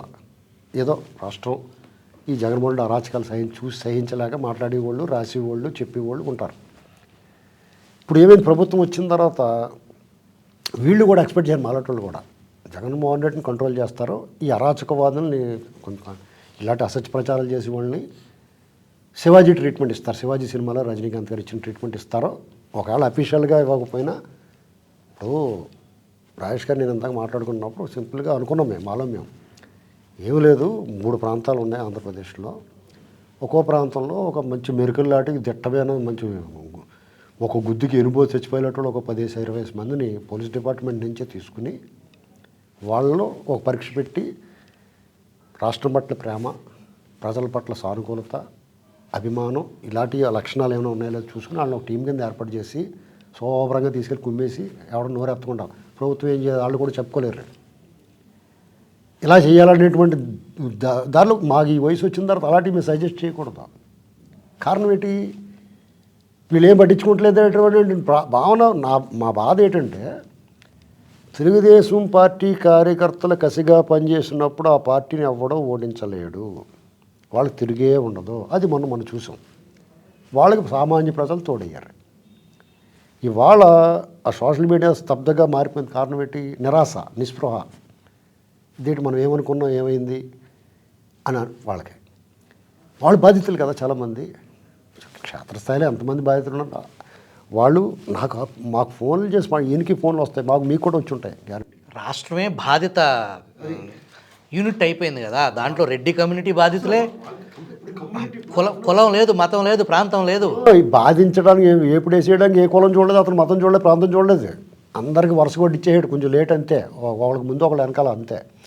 ఇలాంటి పరిస్థితుల్లో ఇప్పుడు కౌంటర్ ఇవ్వడానికి పార్టీ ప్రతినిధులు మాట్లాడాలి. డెఫినెట్గా ఒకళ్ళిద్దరు పార్టీ వెళ్ళటం, ఇంకిద్దరు ముగ్గురు మాట్లాడుతున్నారు. మిగతా వాళ్ళు ప్రతినిధులు ఉన్న పేరుకు ఉన్నా ఉంటారు, వాళ్ళు ఏదో పడుతున్నారు. ఇప్పుడు ప్రభుత్వం వచ్చింది, వాళ్ళు గొడవలు వాళ్ళు ఉంటారు. మనకి ఏం కావాలి, ఊర్లో ఉండేస్తున్నారు కబక్క వేడిగా అయిపోతాయేమో మనం తీసుకోవాలని లైన్లో నిలబడి ఉన్నారు అక్కడ అందరూ. ఏంటండి, చంద్రబాబు గారు, లోకేష్ గారు వాళ్ళ పనులు చేసుకుంటున్నారు. ఆయన కోసం తిరిగిన వాళ్ళు పిలిచి మాట్లాడాడు కదా ఆయన. వాళ్ళు ఎవరో ఒక అమ్మాయి అబ్బాయి వాళ్ళ కోసం ఎక్కడ వచ్చినా అలాంటివి చేస్తున్నారు. ఎక్కడ ఎడారిలో ఉన్న వాళ్ళు గట్టా తీసుకొస్తున్నారు, ఇవన్నీ చేస్తున్నారు. వాళ్ళు ఏం లేదు, అప్పుడప్పుడు ఒకటి కొంచెం ఇంటర్వెల్లో బ్రేక్లో అడ్వర్టైజ్మెంట్ వేసినట్టుగా, బ్రూ కాఫీ ఇచ్చినట్టుగా అలాంటివి చేస్తున్నారు, తప్పలేదు. వీళ్ళకి ఏమనిపిస్తుంది, చంద్రబాబు నాయుడు గారు అధికార ప్రతినిధులు కౌంటర్ ఇవ్వకపోయినా సోషల్ మీడియా కానీ, సామాజిక కార్యకర్తలు కానీ, తెలుగుదేశం పార్టీ ఇప్పుడు కూటమి ప్రభుత్వాన్ని ధర్మం వైపు నిలబెట్టే వాళ్ళు సరైన సమాధానం చెప్పేస్తారు. వీళ్ళకి ఏమనిపిస్తుంది, వాళ్ళకి వీళ్ళు అధికారంలోకి వచ్చిన తర్వాత జగన్మోహన్ రెడ్డి అరాచకవాదులు, ఈ ముఠా దొంగల ముఠా ప్రతిపక్షంలోకి వచ్చినా కానీ ఇంకా వాళ్ళ పద్ధతి మార్చుకోలేదు. వాళ్ళు ఇంకా ట్రోలింగ్లు, మార్ఫింగ్ ఫోటోలు, అసత్య ప్రచారాలు, విష ప్రచారాలు, రాష్ట్రం బ్రాండింగ్ దెబ్బతీసేలా చేస్తున్నప్పుడు వాళ్ళు ఏం మాట్లాడట్లేదు. కందకలేని దొరత కత్తిపేటకి ఎందుకు అనేటువంటి భావనలోకి వచ్చారు. ఇది ఇంకా మొదలడం ప్రమాదం. నేను ఎందుకు చెప్తున్నానంటే ఇలాంటి మాట మన నోట్ల నుంచి రాకూడదు. అయినా సరే చెప్తున్నాను, తప్పదు. ఎందుకంటే తుఫాను హెచ్చరిక ఎందుకు చేస్తారు, జాగ్రత్త. మొదటి హెచ్చరిక, రెండో హెచ్చరిక, మూడో హెచ్చరిక చెప్తారు. ఇది మొదటి హెచ్చరిక. ఎందుకంటే ఒరే బాబు తుఫాను వచ్చేద్దరా బాబు, మీరు ఖాళీ చేయండి అక్కడ అని చెప్తారు. రెండో హెచ్చరిక ఇంకా మేము ఊళ్ళు ఖాళీ చేయాలి. ముందు హెచ్చరికలో మీరు లోపలికి వెళ్ళకుండా చేపలు పట్టుకోవడం అని చెప్తారు. రెండో హెచ్చరిక మీరు ఖాళీ చేయాలరా బాబు. మూడో హెచ్చరిక ఇక్కడ ఉండొద్దు, శిబిరాలకు వెళ్ళిపోండి అని చెప్తారు. ఇది మొదటి హెచ్చరిక. 1994లో ఎన్టీ రామారావు గారు అప్రతిహత విజయం సాధించారు. తిరుగులేని అదే గొప్ప విజయం, దీనికంటే కూడా. రాజశేఖర్ గారు చెప్తూ ఉండేవాడు, ఆ వాళ్ళ 94 విజయమే మళ్ళీ వస్తుంది ఇవాళని. అప్పుడున్న పరిస్థితుల్లో మళ్ళీ ఇప్పుడు చూసేవాడిని. ఎన్టీ రామారావు గారిని ఎవరన్నా కోపడతారా, ద్వేషిస్తారా? ఆయన మీద ప్రేమాభిమానమే కానీ ఆయన మీద కోపం ఉంటుంది ఎవరికైనా. మరి ఆయన ముఖ్యమంత్రి పదవి నుంచి ఎందుకు వెళ్ళిపోయాడండి, తప్పుకున్నాడు ఆయన. ఎందుకు అసంతృప్తి వచ్చింది? చంద్రబాబు నాయుడు గారి చేతిలోకి అధికారం మార్చినా కానీ ఎవడో కూడా ఎందుకు మాట్లాడి కిక్కులు మనలేదు. అదే 84 నేనే 84లో మా MLA కడియ MLA party Nadella Bhaskara Rao వెళ్ళిపోతే వాళ్ళ ఇంటి ముందుకు వెళ్ళి గొడవ చేసాం మేము. ఊరుకోలేదు, నువ్వు బయట నువ్వు పో, నువ్వు వెళ్ళిపోవాలి, రాజీనామా చేయాలని గొడవ చేసాం. ఓడి మీద కొత్త తొంతామని చెప్పాం. కానీ 95లో మరి ఎందుకు జరగలేదు? అసంతృప్తి, అసహనం, ఒక రాజ్యాంగం, ఒక దుష్ట పిశాచి మీద ఉన్న ఆగ్రహం. అప్పుడు ఆ పిశాచి, ఆ దుష్టగ్రహం వాళ్ళ పార్టీలో ఉంది కూడా, రామారావు గారు కూడా. ఇప్పుడు ఆ పిశాచి దుష్టగ్రహం ఈ పశుపతి అరుంధతిలో పశుపతి మరి రోడ్డు మీద తిరుగుతున్నాడు ప్రతిపక్షం లోపల. మరి ఇతని పట్ల కూడా ఉపేక్ష ఇస్తే ఒకవేళ జరగరా నేనో జరిగితే వీళ్ళకి సపోర్ట్ ఉంటుంది ఆ పార్టీకి. మోడీ గారు వాళ్ళు నమ్మొచ్చా వీళ్ళు మన ఎంత అవసరం ఉంటే? అసలు నమ్మకూడని వ్యక్తులు ఎవరు ఉంటే మోడీ గారే ఈ దేశంలో, తర్వాత జగన్. కాబట్టి బ్యాలెన్స్ చేసుకోవాలా ప్రజాస్వామ్యము, రూల్ ఆఫ్ లా, రాజ్యాంగము, చట్టం. అంటే భలే చెప్పేస్తున్నారా బాబు నువ్వు ఇదంత చెప్తారు. మీ దగ్గర తేడా ఉంటే చెప్తానికి ఉంటుంది జనం, చెప్పించుకోకూడదు. ఎప్పుడు ఉంది చంద్రబాబు గారు అంటే శిఖరం. నేను ఎప్పుడైనా అలా భావిస్తాను, ఆయన మించినోడు లేడు, అతని కంటే కొనుడు ఆచంటాం మళ్ళీ అనుకుంటాను నేను. ఏంటి ఇది నాకే అనిపిస్తుంది, మామూలు వాళ్ళు ఎందుకు అనుకోరు? వాళ్ళ ఆగ్రహంతో ఊగిపోతున్నారు. ఇది ఎలాగ డెవలప్ అయిపోయిందో తెలియట్లేదు. రాజేష్ గారు, ఇందాక మీరు చెప్పిన దాంట్లో ఏదైతే వ్యవస్థలను అడ్డం పెట్టుకుని వ్యవస్థల చట్టంలోనే ప్రత్యేకించి కోర్టులు ఆ కండిషన్ బెయిల్ మీద ఉన్న ఒక వ్యక్తి ఏకంగా ఎలక్షన్లో గెలవటం, చట్టసభల్లోకి వచ్చి ముఖ్యమంత్రిగా కూర్చోవటం, ఆ తర్వాత ఘోర ఓటమి పాలవటం, మళ్ళీ ప్రతిపక్ష హోదా కోసం పోరాడుతూ అసత్యాలు. ఈ వ్యవస్థలలో ఉన్న లోపాలని వాడుకుని దానికి ఏదైతే ఢిల్లీ రాజకీయం ఆశీస్సులతో ఈరోజు వరకు కూడా ఈవెన్ వివేక హత్య కేసుకు సంబంధించిన ఆవిడ ఇవాళకి పోరాటం చేస్తూనే ఉంది. మొన్న హోంమంత్రిని కలిసిందే, నిన్న ముఖ్యమంత్రి చంద్రబాబు నాయుడిని ఆవిడ కలిశారు, సునీతారెడ్డి. ఆ పరిస్థితులు అలా కంటిన్యూ అవుతూ ఇతను ఈ ఓటమి పాలైనా కూడా దాని తాలూకు ఏదైతే ఇతను కండిషన్ బెయిల్ మీద ఉన్నటువంటి వ్యక్తి ఏ కండిషన్స్ని అతను పాటించాడు, ఏం చేస్తున్నారు ఆయన అనేదాన్ని ఈ కోర్టులు ఇప్పటికీ కళ్ళకి గంతలు కట్టుకున్న పరిస్థితుల్లోనే రఘురామకృష్ణరాజు చేసిన పిటిషన్, ఆ జడ్జి మాట్లాడిన వ్యాఖ్యల్ని సాక్షి పత్రిక వక్రీకరించి రఘురామరాజును తలంటింది అన్నట్టుగా సాక్షి వార్త ప్రచురించింది. ఆ జడ్జి చాలా ఘాటైన వ్యాఖ్యలే. ఇంతకాలం సాగటం ఏంటి, పిటిషన్లు ఆ కేసులు ముందుకు సాగకుండా ఉండటం కోసం వాళ్ళు వేసుకుంటానే ఉంటారు, మనం ఆ పరిస్థితి వెసులుబాటు కల్పించకూడదు, సాధ్యమైనంత తొందరగానే కేసులు తేల్చాలి అని అంటూనే ధర్మాసనం నవంబర్కి జడ్జి గారు చాలా బాగా వ్యాఖ్యానించారండి. నవంబర్కి వేశారు. మళ్ళీ అప్పుడు దాకా ఇది పట్టించుకోరేరు. దీన్ని పట్టించుకునేది ఎవరు మరి అప్పటి వరకు? అలా ఉంటే రెండు, అతను గత తాలూకు విధ్వంసం పాలన కానీ అంతకుముందు చేసిన తండ్రి రాజశేఖర రెడ్డిని అడ్డం పెట్టుకుని ఏదైతే అప్పటి ఏజెన్సీలు వేల కోట్ల స్కామ్కి సంబంధించి కేసులు కట్టారో ఆ కేసుల మీద స్టిల్ ఇవాళకి ఆయన బెయిల్ మీద ఉన్నారు, A1 కానీ A2 కానీ. దాని మీద చర్యలు తీసుకోవటం ఒకటి. రెండు, ఈ అసత్య ప్రోపకాండా ఏదైతే రాష్ట్ర బ్రాండ్ని డ్యామేజ్ చేసే వ్యవహారం, నిజమైన రాజద్రోహం, నిజమైన దేశద్రోహం, ప్రజాస్వామ్యానికి అటువంటి ఆలోచనే ఈ రాష్ట్రం ఏమైపోయినా పర్లేదు, ఈ ప్రజలు ఏమైపోయినా పర్వాలేదు, నా వ్యక్తిగత, నా కోరిక, నా అవసరాలు, నా రక్షణ ఉంటే చాలు అనుకునే జగన్మోహన్ రెడ్డి మనస్తత్వం దీన్ని కంట్రోల్ చేయటం. ఒకటి, కేసుల్లో గత తాలూకు కేసులు, ఈ 5 సంవత్సరాల విధ్వంసం తాలూకు వేల కోట్ల లక్షల కోట్ల అవినీతిని వెలికి తీయటం. 3, ఈ అసత్య ప్రచారాలని అడ్డు చెప్పటం. 2, పాలనాపరంగా అందరికీ అంటించేశారు. గత 5 సంవత్సరాల్లో వాడు లేదు వీడు లేదు, అందరికీ ఎంతో కొంత అంటించేసి, ఇప్పుడు మీరు చూసే ఉంటారు మీ జనరేషన్లో ఏదైతే గోండాలు రౌడీలు వ్యవహారంగా ఉన్న పరిస్థితుల్లో ఈ హైదరాబాద్ అయితేనేమి, బెదవాడ అయితేనేమి, కడప అయితేనేమి, పులివెందులు అయితేనేమి, ఏదన్నా ఒకడు కొంచెం స్మార్ట్గా ఆడు కొంచెం తెలివితేటలుగా బిహేవ్ చేస్తున్నాడు అని అనుకుంటే ఆ రాజకీయ నాయకుడు ఆడి మీద ఒక రౌడీ షీట్ ఆడే ఓపెన్ చేపిస్తేస్తాడు. ఆడి జీవితాంతం ఆడి చుట్టూ ఆడి దొడ్లో తిరగాలి. ఆ టైప్లోనే ఈ అధికారులను కూడా, చాలామంది అధికారులని, అంతకుముందు గతంలో మంచి పెర్ఫామ్ చేసిన అధికారులను కూడా ఒక మైకిల్ అంటించేసి మసి పూసేసి ఉంచారు, ఏరుకునే పరిస్థితి. ఆ ఉన్న రాళ్ళల్లో బియ్యాన్ని ఏరుకునే పరిస్థితిలాగా ఉంది అక్కడ అధికారుల పరిస్థితి. సరే, చంద్రబాబు నాయుడు కేంద్రానికి సంబంధించి కొంత ఎక్స్ట్రా ఐఏఎస్లని ఐపీఎస్లని అడిగిన వ్యవహారం కొంతమంది ఐపీఎస్లని ఇచ్చిన పరిస్థితి ఉంది. పాలనాపరంగా ఎటువంటి అనుమానం లేదు ఎవరికి, ప్రజలకు కూడా లేదు.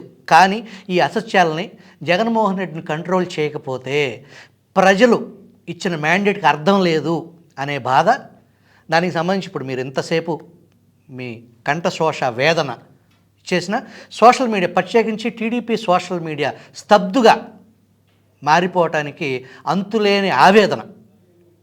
దీన్ని పాలనాపరంగా ఆయన తీసుకునే, ఆయన పాలనాపరంగా ఎవ్వరికీ ఎటువంటి అనుమానాలు లేవు. చంద్రబాబు విషయంలో, కూటమి నాయకుల విషయంలో, ఆ పరిపాలన యంత్రాంగం విషయంలో. అసలు వాళ్ళ విజయాలని ఓరెత్తిచ్చాలి ఇప్పుడు ఈ సోషల్ మీడియా. కానీ ఇప్పుడు జరుగుతున్న అసత్యాన్ని కంట్రోల్ చేసే పరిస్థితి, ఆ రోజు జగన్మోహన్ రెడ్డిదే పై చేయిగా వీళ్ళకి వాస్తవానికి వాయిస్ ఇవ్వలేదుగా. మీ బాటి హైదరాబాద్ మీడియా హౌస్లో కూర్చుని ఒకళ్ళిద్దరు మీ బోటి వాళ్ళు తప్ప తతిమ వాళ్ళంతా బాధితులే కదండి. మిమ్మల్ని కూడా పికప్ చేయడానికి ప్రయత్నం చేసి ఉండొచ్చు బహుశా.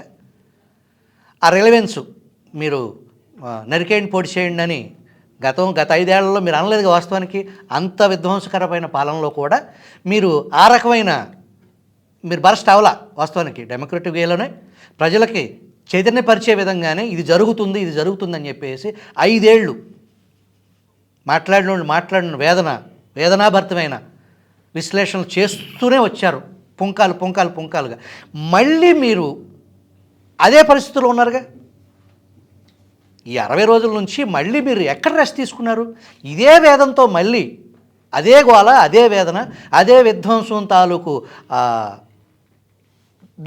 దాని నుంచి బయటపడే పరిస్థితి, మీరు రెస్ట్ తీసుకునే పరిస్థితి లేదు కదా. దీన్ని ఎలా చూడాలి?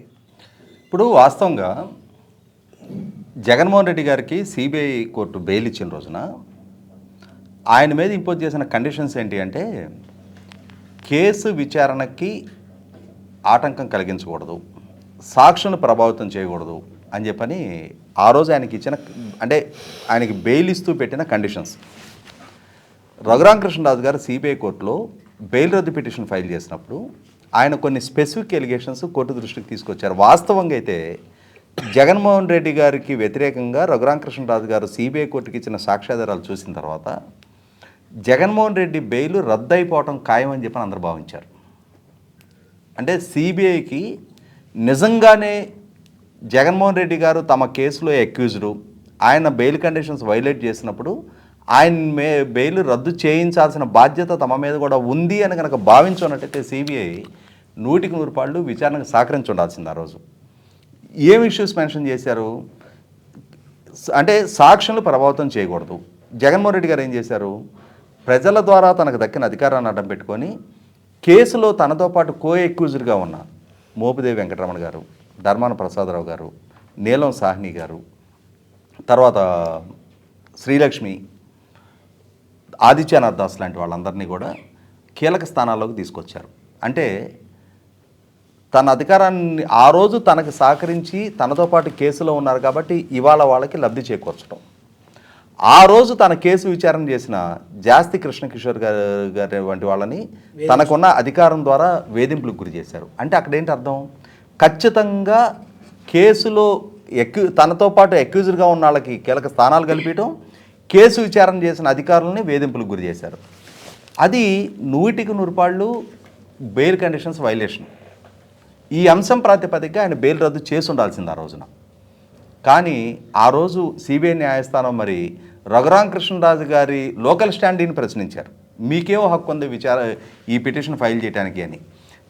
అంటే అక్కడ విషాదకరమైన అంశం ఏంటి అంటే, సిబిఐ కూడా రఘురామకృష్ణరాజు గారి లోకల్ స్టాండీని ప్రశ్నించడం.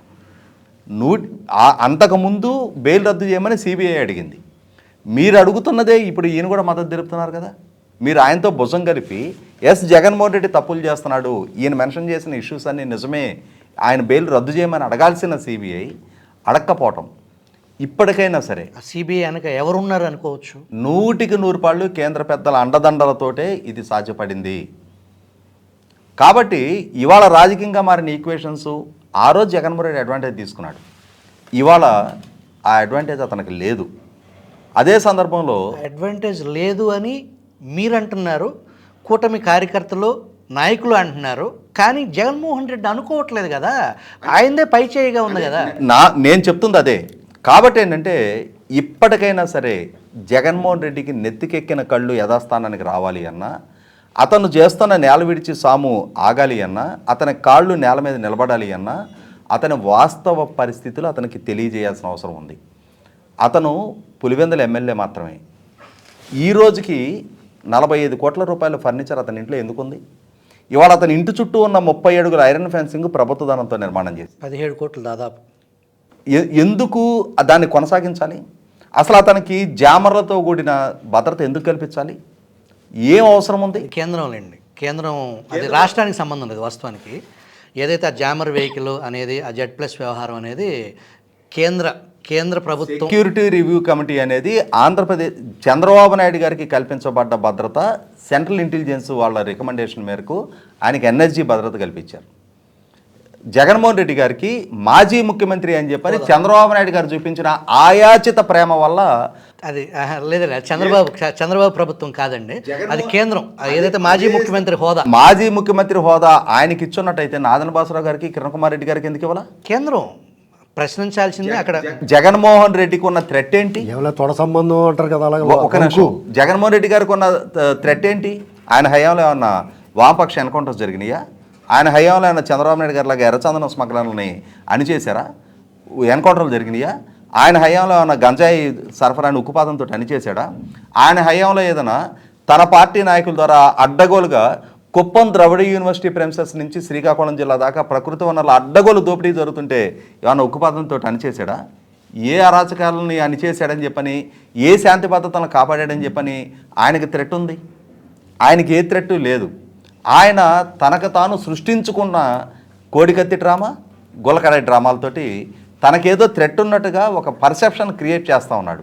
ఈ అంశాలని ఆయనకు పరిచయాలు, ఆయన సావాసం చేసిన వాళ్ళంతా కూడా ఈ drug mafia, sand mafia, liquor mafia, రకరకాల జాతీయ అంతర్జాతీయ స్థాయిలో వ్యవహారాలు నడిచినాయి. ఒకవేళ వాళ్ళతో ఏమన్నా ఆ మాట చెప్పాలి కదా, అలా కాదండి. ఏ కారణం ఈ రక్షణ కల్పించిన వాళ్ళు వీడు అంతర్జాతీయ ఉగ్రవాదం అని చెప్పాలా? ఇప్పుడు అతనికి ఈ అడిషనల్ ప్రివిలేజెస్ ఇవ్వాల్సిన నెస్టీ లేదు.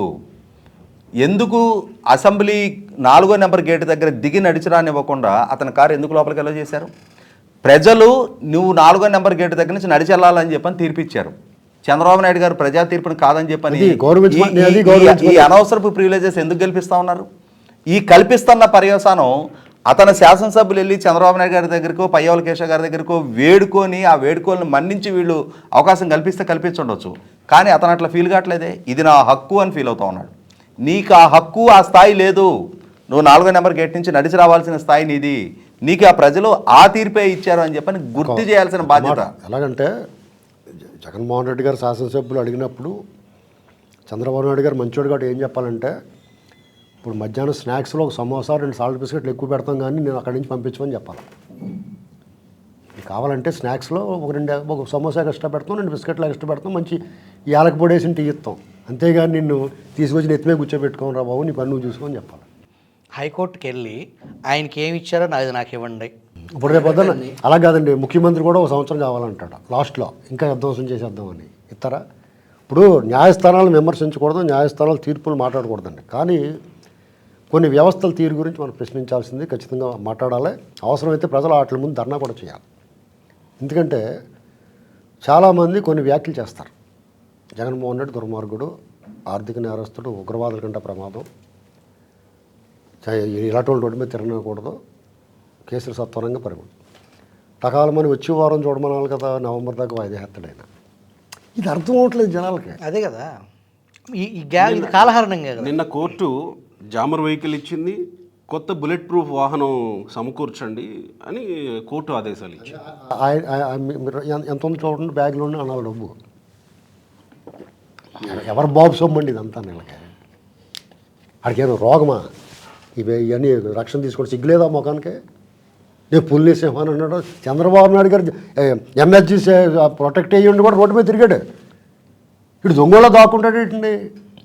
ఇది అర్థం అవ్వట్లేదు. అందరూ వికారం వచ్చేస్తుంది, అన్న తలపడం వచ్చేస్తుంది. రాజేష్ గారు ఆనాడు ముఖ్యమంత్రిగా జగన్మోహన్ రెడ్డి అసెంబ్లీకి అటెండ్ అయినప్పుడు 1000 మంది ఏదైతే ఈయనకి భద్రతగా 1000 మంది ఉన్నారు, 956 మంది భద్రత కాకుండా ఓన్లీ అసెంబ్లీ జరిగే కార్యక్రమం, ఆ సెషన్ కోసం రాష్ట్రంలో వివిధ ప్రాంతాల నుంచి వాళ్ళ పోలీస్ స్టేషన్లు వదిలిపెట్టుకుని అసెంబ్లీ డ్యూటీలు పడేవి.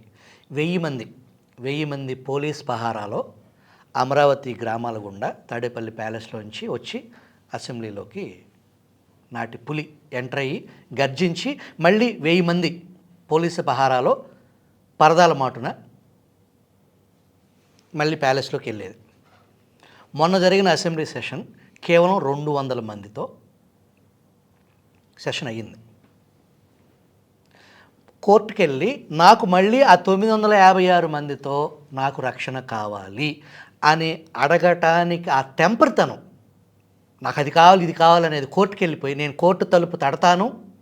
ఇప్పుడు వాస్తవంగా అంటే సెక్యూరిటీ రివ్యూ కమిటీ అనేది ఎవరెవరికి ఎంతటి భద్రత కల్పించాలి అనేది అధికారికంగా నిర్ధారణ చేసే ఒక వ్యవస్థ ఉంది. అది జగన్మోహన్ రెడ్డి గారి ప్రభుత్వ హయాంలోనూ పనిచేసింది, అంతకు ముందు ప్రభుత్వాలను పనిచేసింది, రాబోయే ప్రభుత్వాల్లో కూడా పనిచేస్తుంది.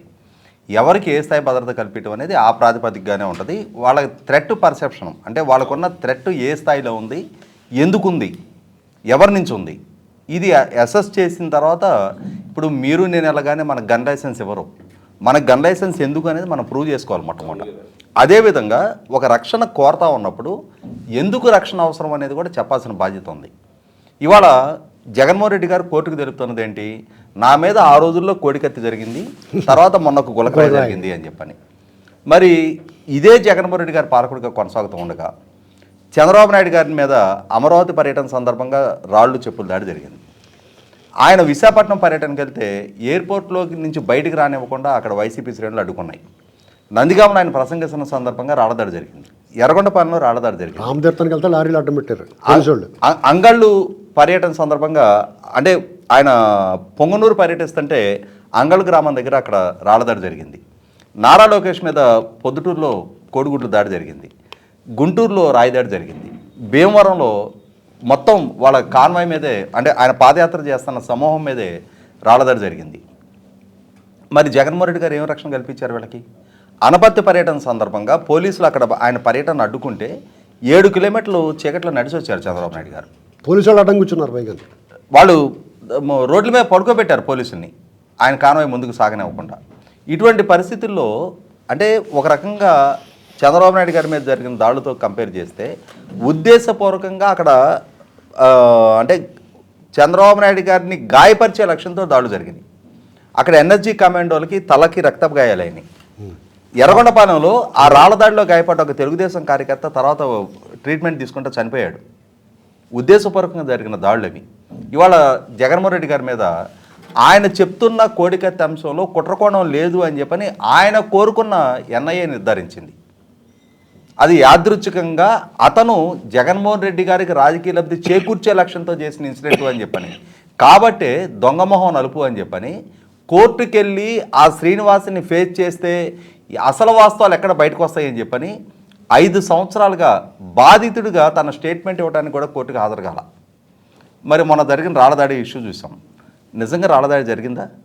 రాళ్లదాడి జరిగితే రాయి ఈయనకు తగిలి వెల్లంపల్లి శ్రీనివాస్కు తగిలి ఒకే రాయి ఒక మైనారిటీ తీరిన పిల్లాడు వాడిని చిత్రహింసలకు గురి చేశారు, నా చేత నేరం ఒప్పించే ప్రయత్నం చేశారు, చెయ్యని తప్పుగా నన్ను బలి చేశారు అని చెప్పని ఆ బాధితుడు బయటకు వచ్చి చెప్తా. ఇంకోటి ఉందంట రాజేష్ గారు, అసలు అది రాయి అనేది అది రాయే, ఇదిగో ఇది అని చెప్పేసి పోలీసులు దాన్ని నిరూపించలేకపోయారు. ఆ రాయి ఎక్కడ లేదు ఇప్పటికి. ఆ రాయిని గురించి పోలీస్ డిపార్ట్మెంట్ బయట పెట్టలేదు. కాబట్టి ఇక్కడ ఒక ఆర్కెస్ట్రేటెడ్ డ్రామా, ఎమోషన్స్ ఫ్లేరప్ చేయాలి. ఎట్లాంటి డ్రామా అది? జగన్మోహన్ రెడ్డి గారు ఇవాళ గౌరవ హైకోర్టుకి తెలియజేసిన, లేదు తను మీడియాకి తెలియజేసిన, జాతీయ మీడియా దగ్గరికి వెళ్ళి నాకు కావాల్సిన భద్రత కల్పించలేదని చెప్పని చెప్తున్నా, దానికి ఆయన చూపిస్తున్న కారణాలు అయితే సహేతుకమైన కారణాలు అయితే కాదు. అంటే ఈ కారణంగా నాకు ఇంతటి స్థాయి థ్రెట్ ఉంది అని చెప్పని. ఇప్పుడు చంద్రబాబు నాయుడు గారికి నేషనల్ సెక్యూరిటీ గార్డ్స్ తోటి జెడ్‌ప్లస్ కేటగిరీ రక్షణ కల్పించాలి అనే పరిస్థితులు ఎందుకు ఉత్పన్నమైనాయి? ఆయన ఉమ్మడి రాష్ట్ర ముఖ్యమంత్రిగా పనిచేసిన రోజున ఆ రోజుల్లో ఆయన వామపక్ష తీవ్రవాదాన్ని అణిచివేసిన తీరు, ఆ నేపథ్యంలో మావోయిస్టుల హిట్ లిస్టులో ఆయన టాప్ లిస్ట్లో ఉన్నారు. ఆయన తిరుపతి పర్యటన సందర్భంగా అలిపిరి దగ్గర క్లేమోర్ మైన్స్ దాడి జరిగింది. వాస్తవంగా ఆ రోజు అమర్చిన క్లేమోర్ మైన్స్ అన్ని పేలక ఆయన మృత్యుంజయుడే బయటకు వచ్చారు. కానీ లేకుంటే మనం వేరే దురదృష్టకరమైన వార్తలు వినాల్సిన పరిస్థితులు. అంతటి థ్రెట్ ఆయనకి ఎదురైంది కాబట్టి కేంద్ర ప్రభుత్వ ఇంటెలిజెన్స్ వాళ్ళు ఆయనకున్న ప్రమాదాన్ని, ఆయనకున్న థ్రెట్ని నిర్ధారించి ఆయనకి ఎనర్జీ రక్షణ కల్పించారు. ఇవాళ జగన్మోహన్ రెడ్డి గారికి ఏ స్థాయి థ్రెట్ ఉంది అనేది రాష్ట్ర ఇంటెలిజెన్స్ దగ్గర కానీ కేంద్ర ఇంటెలిజెన్స్ దగ్గర కానీ ఎటువంటి సమాచారం లేదు. ఎందుకంటే ఆయన పాలనా హయాంలో ఆయన వామపక్ష తీవ్రవాదుల్ని హ్యాండిల్ చేయలేదు, ఎర్రచందనం స్మగ్లర్ని చేయలేదు, గంజాయి అక్రమ రవాణాని అడ్డుకోలేదు. ఇట్లా ఏ అంశం పరంగా చూసుకున్నా కూడా జగన్మోహన్ రెడ్డి గారికి ఏ వైపు నుంచి కూడా థ్రెట్ ఉంటే ఆయనకు ఆస్కారం లేదు. కాకుంటే ఆయన ఏదో ఒక ఇన్సెక్యూరిటీలు అయితే ఉన్నది వాస్తవం. అది మనం ఆయన పర్యటన సందర్భంగా గమనించేవాళ్ళం.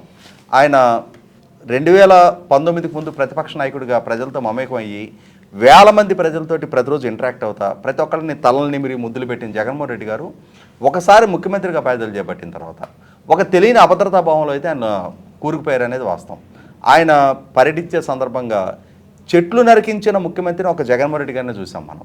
ఇవాళ చిన్నప్పటి నుంచి మనం అశోకుడు చెట్లు నాటించను అని చెప్పని ఎప్పుడో వేల సంవత్సరాల నాడు చెట్లు నాటిన ఆయన్ని గొప్పగా మనం చదువుకుంటా ఉన్నాం. కానీ చెట్లు పలానా పాలకుడు హయాంలో నరికించను అన్న ముఖ్యమంత్రిని మాత్రం ఒక జగన్మోహన్ రెడ్డి విషయంలోనే మనం మన కళ్ళ ముందు ప్రత్యక్షంగా చూసాం. బ్యారికేడ్లు పెట్టడం అంటే హైకోర్టుకు వెళ్ళి ఇలా అభ్యర్థించి ఏం మెసేజ్ ఇవ్వాలనుకుంటున్నట్టు? అంటే ఇప్పటికీ ఆయన తనకున్న అసలు సిసల థ్రెట్ ఏంటి అనేది చెప్పాలి. ఏ వైపు నుంచి ఆయనకు థ్రెట్ ఉంది, ఆయన అంటే ప్రస్తుతం కోర్టులకి తెలియజేస్తున్న థ్రెట్ నమ్మదగిన కారణాలు, హేతుబద్ధమైన కారణాలు కాదు అవి. అది సులభంగా వీగిపోయే కారణాలు. అసలు సిసల థ్రెట్ ఏదో ఉంది ఆయనకి, ఎవరి నుంచో ఉంది అది. ఎందుకంటే మనం ఆయన వాళ్ళ నాన్నగారు చనిపోయిన తర్వాత ఆయన మీద అక్రమాస్తుల కేసులు నమోదైనప్పుడు సిబిఐ నిర్ధారించినవే కొన్ని ఉన్నాయి. ఈయనకి కలకట్టా నుంచి సూట్ కేస్ కంపెనీల ద్వారా ఈయన కంపెనీలోకి పెట్టుబడులు వచ్చినాయి అని చెప్పని, ట్యాక్స్ హెవెన్ కంట్రీస్లో లైక్ మలేషియా, మారిషస్ వంటి కంట్రీస్ నుంచి ఈయన కంపెనీలోకి పెట్టుబడులు వచ్చినాయి అని చెప్పని, ఫ్రాన్స్కు సంబంధించిన సంస్థలు ఈయన కంపెనీలో పెట్టుబడులు పెట్టినాయి అని చెప్పని రకరకాల అంతర్జాతీయ జాతీయ స్థాయి పెట్టుబడుల వ్యవహారాలు ఈయనతోటి అనుసంధానం అయినట్టుగా మనం వార్తలు వింటూ ఉన్నాం. ఎక్కడో ఎవరితోటో ఏదో అంతర్జాతీయ వ్యవహారంగా ఈయనకేదో థ్రెట్ ఉండాలి, దాన్ని బయటికి చెప్పలేక ఈ రకంగా ఈ ప్రభుత్వం మీద నిందలు మోపుతా, ఈ ప్రభుత్వం ఈ కూటమి నాయకులు నాకు ప్రాణహాని కల్పించబోతున్నారు అని చెప్పని దురుద్దేశాలు ఆపాదించే ప్రయత్నం చేస్తూ ఉన్నారు. ప్రభుత్వాన్ని అప్రతిష్ట పాలు చేసే ప్రయత్నం చేస్తూ ఉన్నారు. పాలకులకి లేని నేర స్వభావాన్ని అంటగట్టే ప్రయత్నం చేస్తూ ఉన్నారు. ఇటువంటి పరిస్థితుల్లో ఖచ్చితంగా ఆయన్ని వాదన పరిగణలోకి తీసుకోవాల్సిన నష్టం లేదు. ఆయనకి నిజంగా ఆయనకి ఏదో ప్రైవేట్ ఇష్యూస్కి సంబంధించి ఆయనకు ప్రైవేట్ అఫైర్స్కి సంబంధించి ఆయనకేదో థ్రెట్ ఉంటే దాన్ని ప్రజల కట్టిన పన్నుల నుంచి మనం ఎందుకు భరించాలి? అసలు ప్రజలకి ఏం సంబంధం అది? ఆయనకి వేల కోట్ల రూపాయల ఆస్తులు ఉన్నాయి, దేశంలోనే రిచెస్ట్ చీఫ్ మినిస్టర్గా చలామణి అయి ఉన్నాడు, ఊరికి ఒక ప్యాలెస్ ఉంది, కావాల్సిన పరిశ్రమలు, మీడియా సంస్థలు, షాపింగ్ కాంప్లెక్స్లు, ఎస్టేట్లు ఉన్నాయి ఆయనకి నిజంగా అటువంటి థ్రెట్ ఏదైనా బయట వ్యక్తుల నుంచి ఉండుంటే అది ఆయన భరించుకోవాలి, అంతేగాని not at the cost of taxpayers money. Srinivas గారు, పోలీస్ పరిభాషలో కట్అవుట్ మర్డర్ అని వాళ్ళు ఆ పదబంధాన్ని వాడతారు. ఒక మర్డర్ చేయాలనుకుంటాడు, ఆ పని బికి చెప్తాడు, బి సికి పురమాయిస్తుంది ఆ పని, సి డికి, ఇట్లా ఏ నుంచి ఎఫ్ వరకు ఎక్కడో ఆగిద్ది. ఆ చివరి వాడికి ఎఫ్కి ఏ అంటే ఎవరో తెలియదు, సికి ఏ తెలియదు. ఈ చైన్లో ఒకరిని తీసేస్తే ఏ ఎప్పటికీ బయటికి రాడు, ఆ కేసు ఎప్పటికీ తేలదు.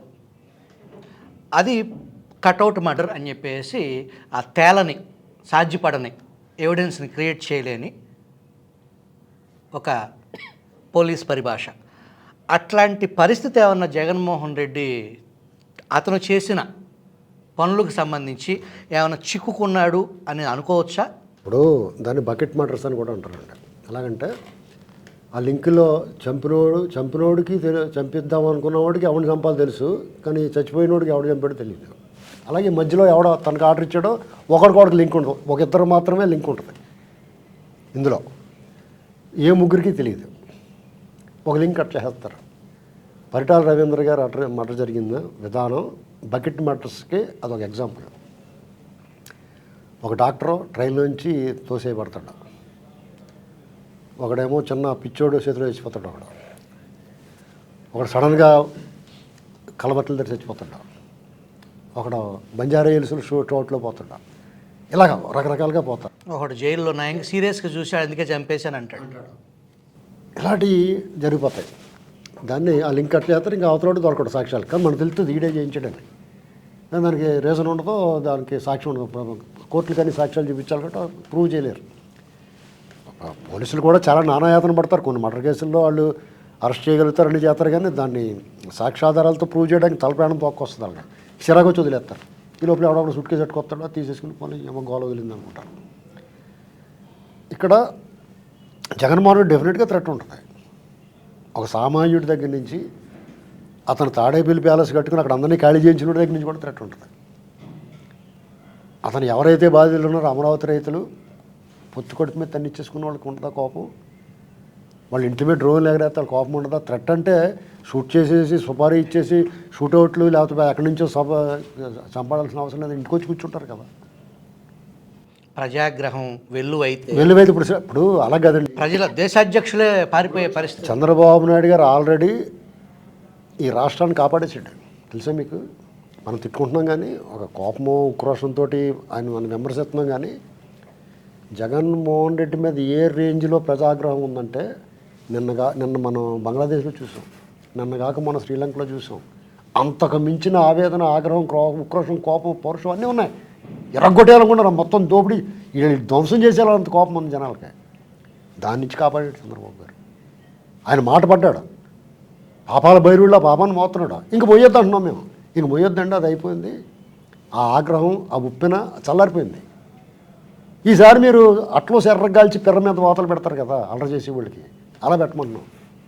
చట్టబద్ధంగా రాజ్యాంగం చట్టానికి లోబడి వాళ్ళు పనులు చేసుకుంటారు. చట్టం, ఈ చట్టాన్ని అమలు చేసి వాళ్ళు దొంగలు కాకుండా చూసుకోండి. మీరు జగన్మోహన్ రెడ్డి ప్రేమికులు కాకుండా ఉంటే చాలు. చివరిగా రాజేష్ గారు, కూటమి ప్రభుత్వానికి మీరు ఇచ్చే సందేశం ఏంటి? ఒక మాట చంద్రబాబు నాయుడు గారు నేను సవినయంగా కోరేది ఏంటంటే 2024 ప్రజల్లో ఇచ్చిన తీర్పును గౌరవించండి. ప్రజలు ఇచ్చిన తీర్పు ఏంటంటే జగన్మోహన్ రెడ్డి శిక్షింపబడాలి అన్ని విధాలుగా. ఆ గౌరవం ప్రజల ఆకాంక్ష దాన్ని గౌరవించుకోవాలి. శ్రీనివాస్ గారు లేవనెత్తిన అంశం అధికారుల విషయంలో షఫుల్ చేసే అంశంలో కొత్తగా ఉన్నట్టు వచ్చిన తర్వాత ఎందుకు తడబాట్లకు గురవ్వాల్సిన పరిస్థితులు వచ్చాయి అనే దాని మీద చాలా కీలకమైనటువంటి చర్చ జరిగింది.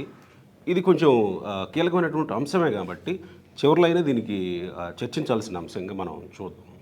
ఎందుకు తడబాట్లకు గురి కావాల్సి వచ్చింది అంటే మనం చిన్నప్పటి నుంచి ప్రతి ఇంట్లో మీరు నేను అందరం కూడా ఒక సీన్ చూస్తూ పెరిగాం. మన తల్లులు చాట్లో బియ్యం పోసుకొని మట్టిగడ్డలు ఏరుతూ ఉండేవాళ్ళు. కానీ మట్టిగడ్డలో బియ్యం ఏరాల్సి వస్తే వ్యవస్థని జగన్మోహన్ రెడ్డి గారు ఆశాంతం భ్రష్టు పట్టించారు. డీజీపీ స్థాయి నుంచి హెడ్ కానిస్టేబుల్ స్థాయి వరకు. ఇటువంటి పరిస్థితుల్లో ఎవరు టెయింటెడ్ ఆఫీసర్, ఎవరు మనకు అనుకూలంగా రూల్ ఆఫ్ లాకి కట్టుబడి పని చేయించుకోగలిగే స్థాయిలో ఉన్నవాళ్ళు అని చెప్పని ఈ ఐడెంటిఫై చేసుకోవటం ఒక పెద్ద టాస్క్ ఇప్పుడు.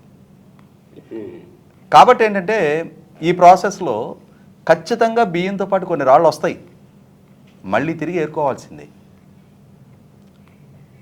బాలారిష్టాలు అంటారు కదా, ఇవాళ ఆ స్టేజ్లోనే ఉంది ప్రభుత్వం. ఇప్పటికీ ఇంకా తనకి అనుకూలమైన మెకానిజాన్ని సెట్ చేసుకునే ప్రాసెస్లోనే ఉన్నారు. ఆ విధంగా బహుశా నేను అనుకోవటం 14 సంవత్సరాల చంద్రబాబు నాయుడు గారి అనుభవం ఒక ఎత్తు, ఈ 2 నెలలు ఒక ఎత్తు. 100కి 100 పాళ్ళు రాళ్లల్లో నుంచి బియ్యం ప్రాసెస్ జరుగుతూ ఉంది. మనం రైట్, సెంట్రల్ నుంచి ఆ 30 మంది వస్తే తప్ప కొంత హెల్దీ అట్మాస్ఫియర్ అంటే ఇక్కడ 30 మంది ఐపీఎస్ ఆఫీసర్స్ అలాట్ అవుతారు. కానీ DSP, CI, SI, head constable వరకు అదే మెకానిజం, అదే వ్యవస్థతో పనిచేయించుకోవాలి. ఇప్పటికింకా పూర్తి స్థాయిలో జగన్మోహన్ రెడ్డి వల్ల వివక్షకు గురైన అధికారులకు పోస్టింగ్ పూర్తి స్థాయిలో కేటాయింపు జరగల. నిన్న గుంటూరు రేంజ్కి సంబంధించి కొంతమంది ఆఫీసర్స్కి నిన్న మొన్న పోస్టింగ్స్ ఇచ్చారు. ఇంకా కొంతమంది ఉన్నారు పోస్టింగ్స్ కోసం వెయిట్ చేస్తున్నాళ్ళు. ఇంకా కొంతమంది డిఎస్పీలు జగన్మోహన్ రెడ్డి వల్ల వివక్షకు గురయ్యి ఆ రోజు వాళ్ళని వీఆర్లో పెట్టబడ్డ అధికారులు ఇంకా కొంతమంది పోస్టింగ్స్కి వెయిట్ చేస్తూ ఉన్నారు. వాళ్ళు ఏమనుకుంటున్నారు? కాబట్టి ఇక్కడ ఏమవుతుంది, ఆ రోజు బాధితులుగా మారిన వాళ్ళు ఎవరైతే ఉన్నారో వాళ్ళకి న్యాయం చేసుకోవాలి.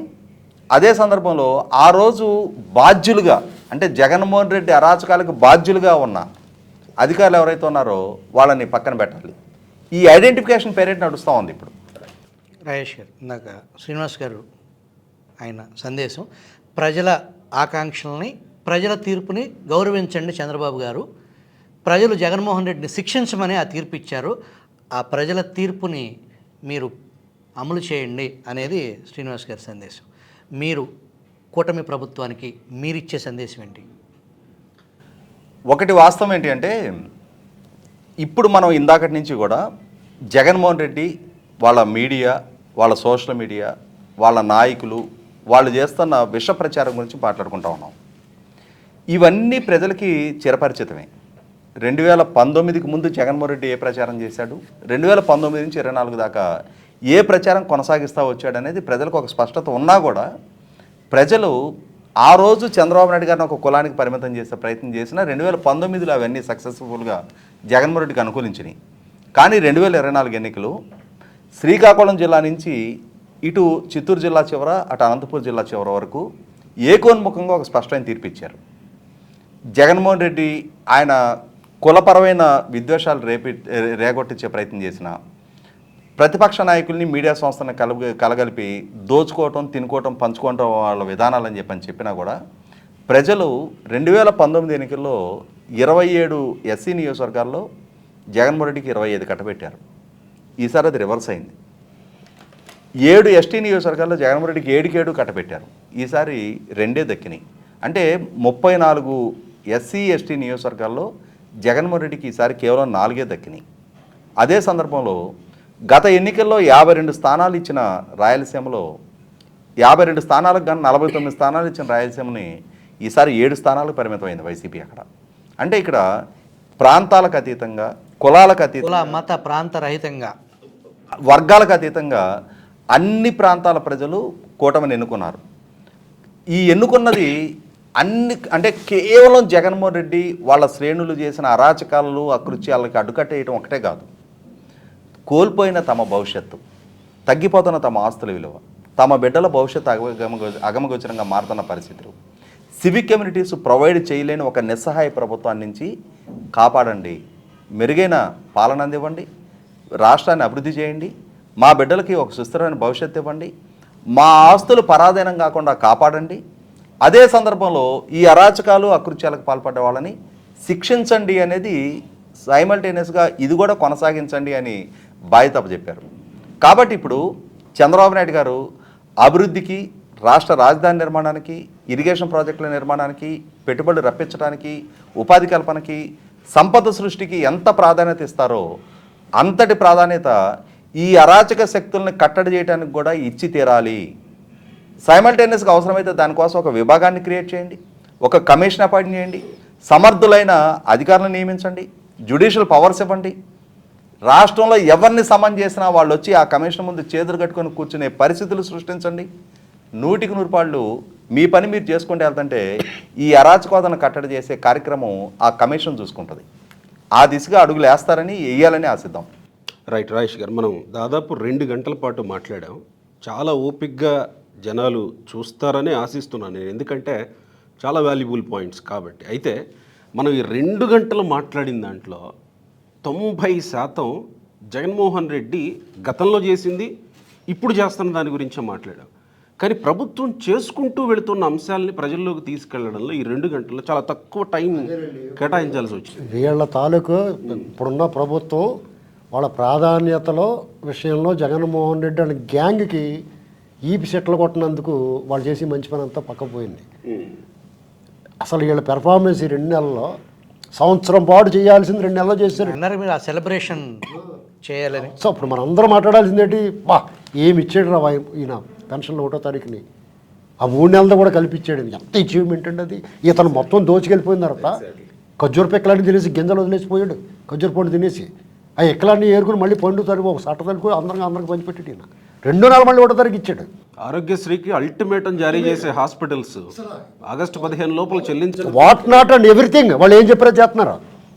ఈ ఎన్నాటి గురించి వాళ్ళు ప్రచారం చేసుకుని చెప్పాల్సిన, ఇప్పుడు ఇదివరకటి చేసింది చెప్పుకోలేని అసక్తత, చెప్పుకోకపోవటం వల్ల ఏం చేశాడు, చాలామంది లోకేష్ గారు పాదయాత్రలు చెప్పేదాకా తెలదు వీళ్ళు ఏం చేశారో.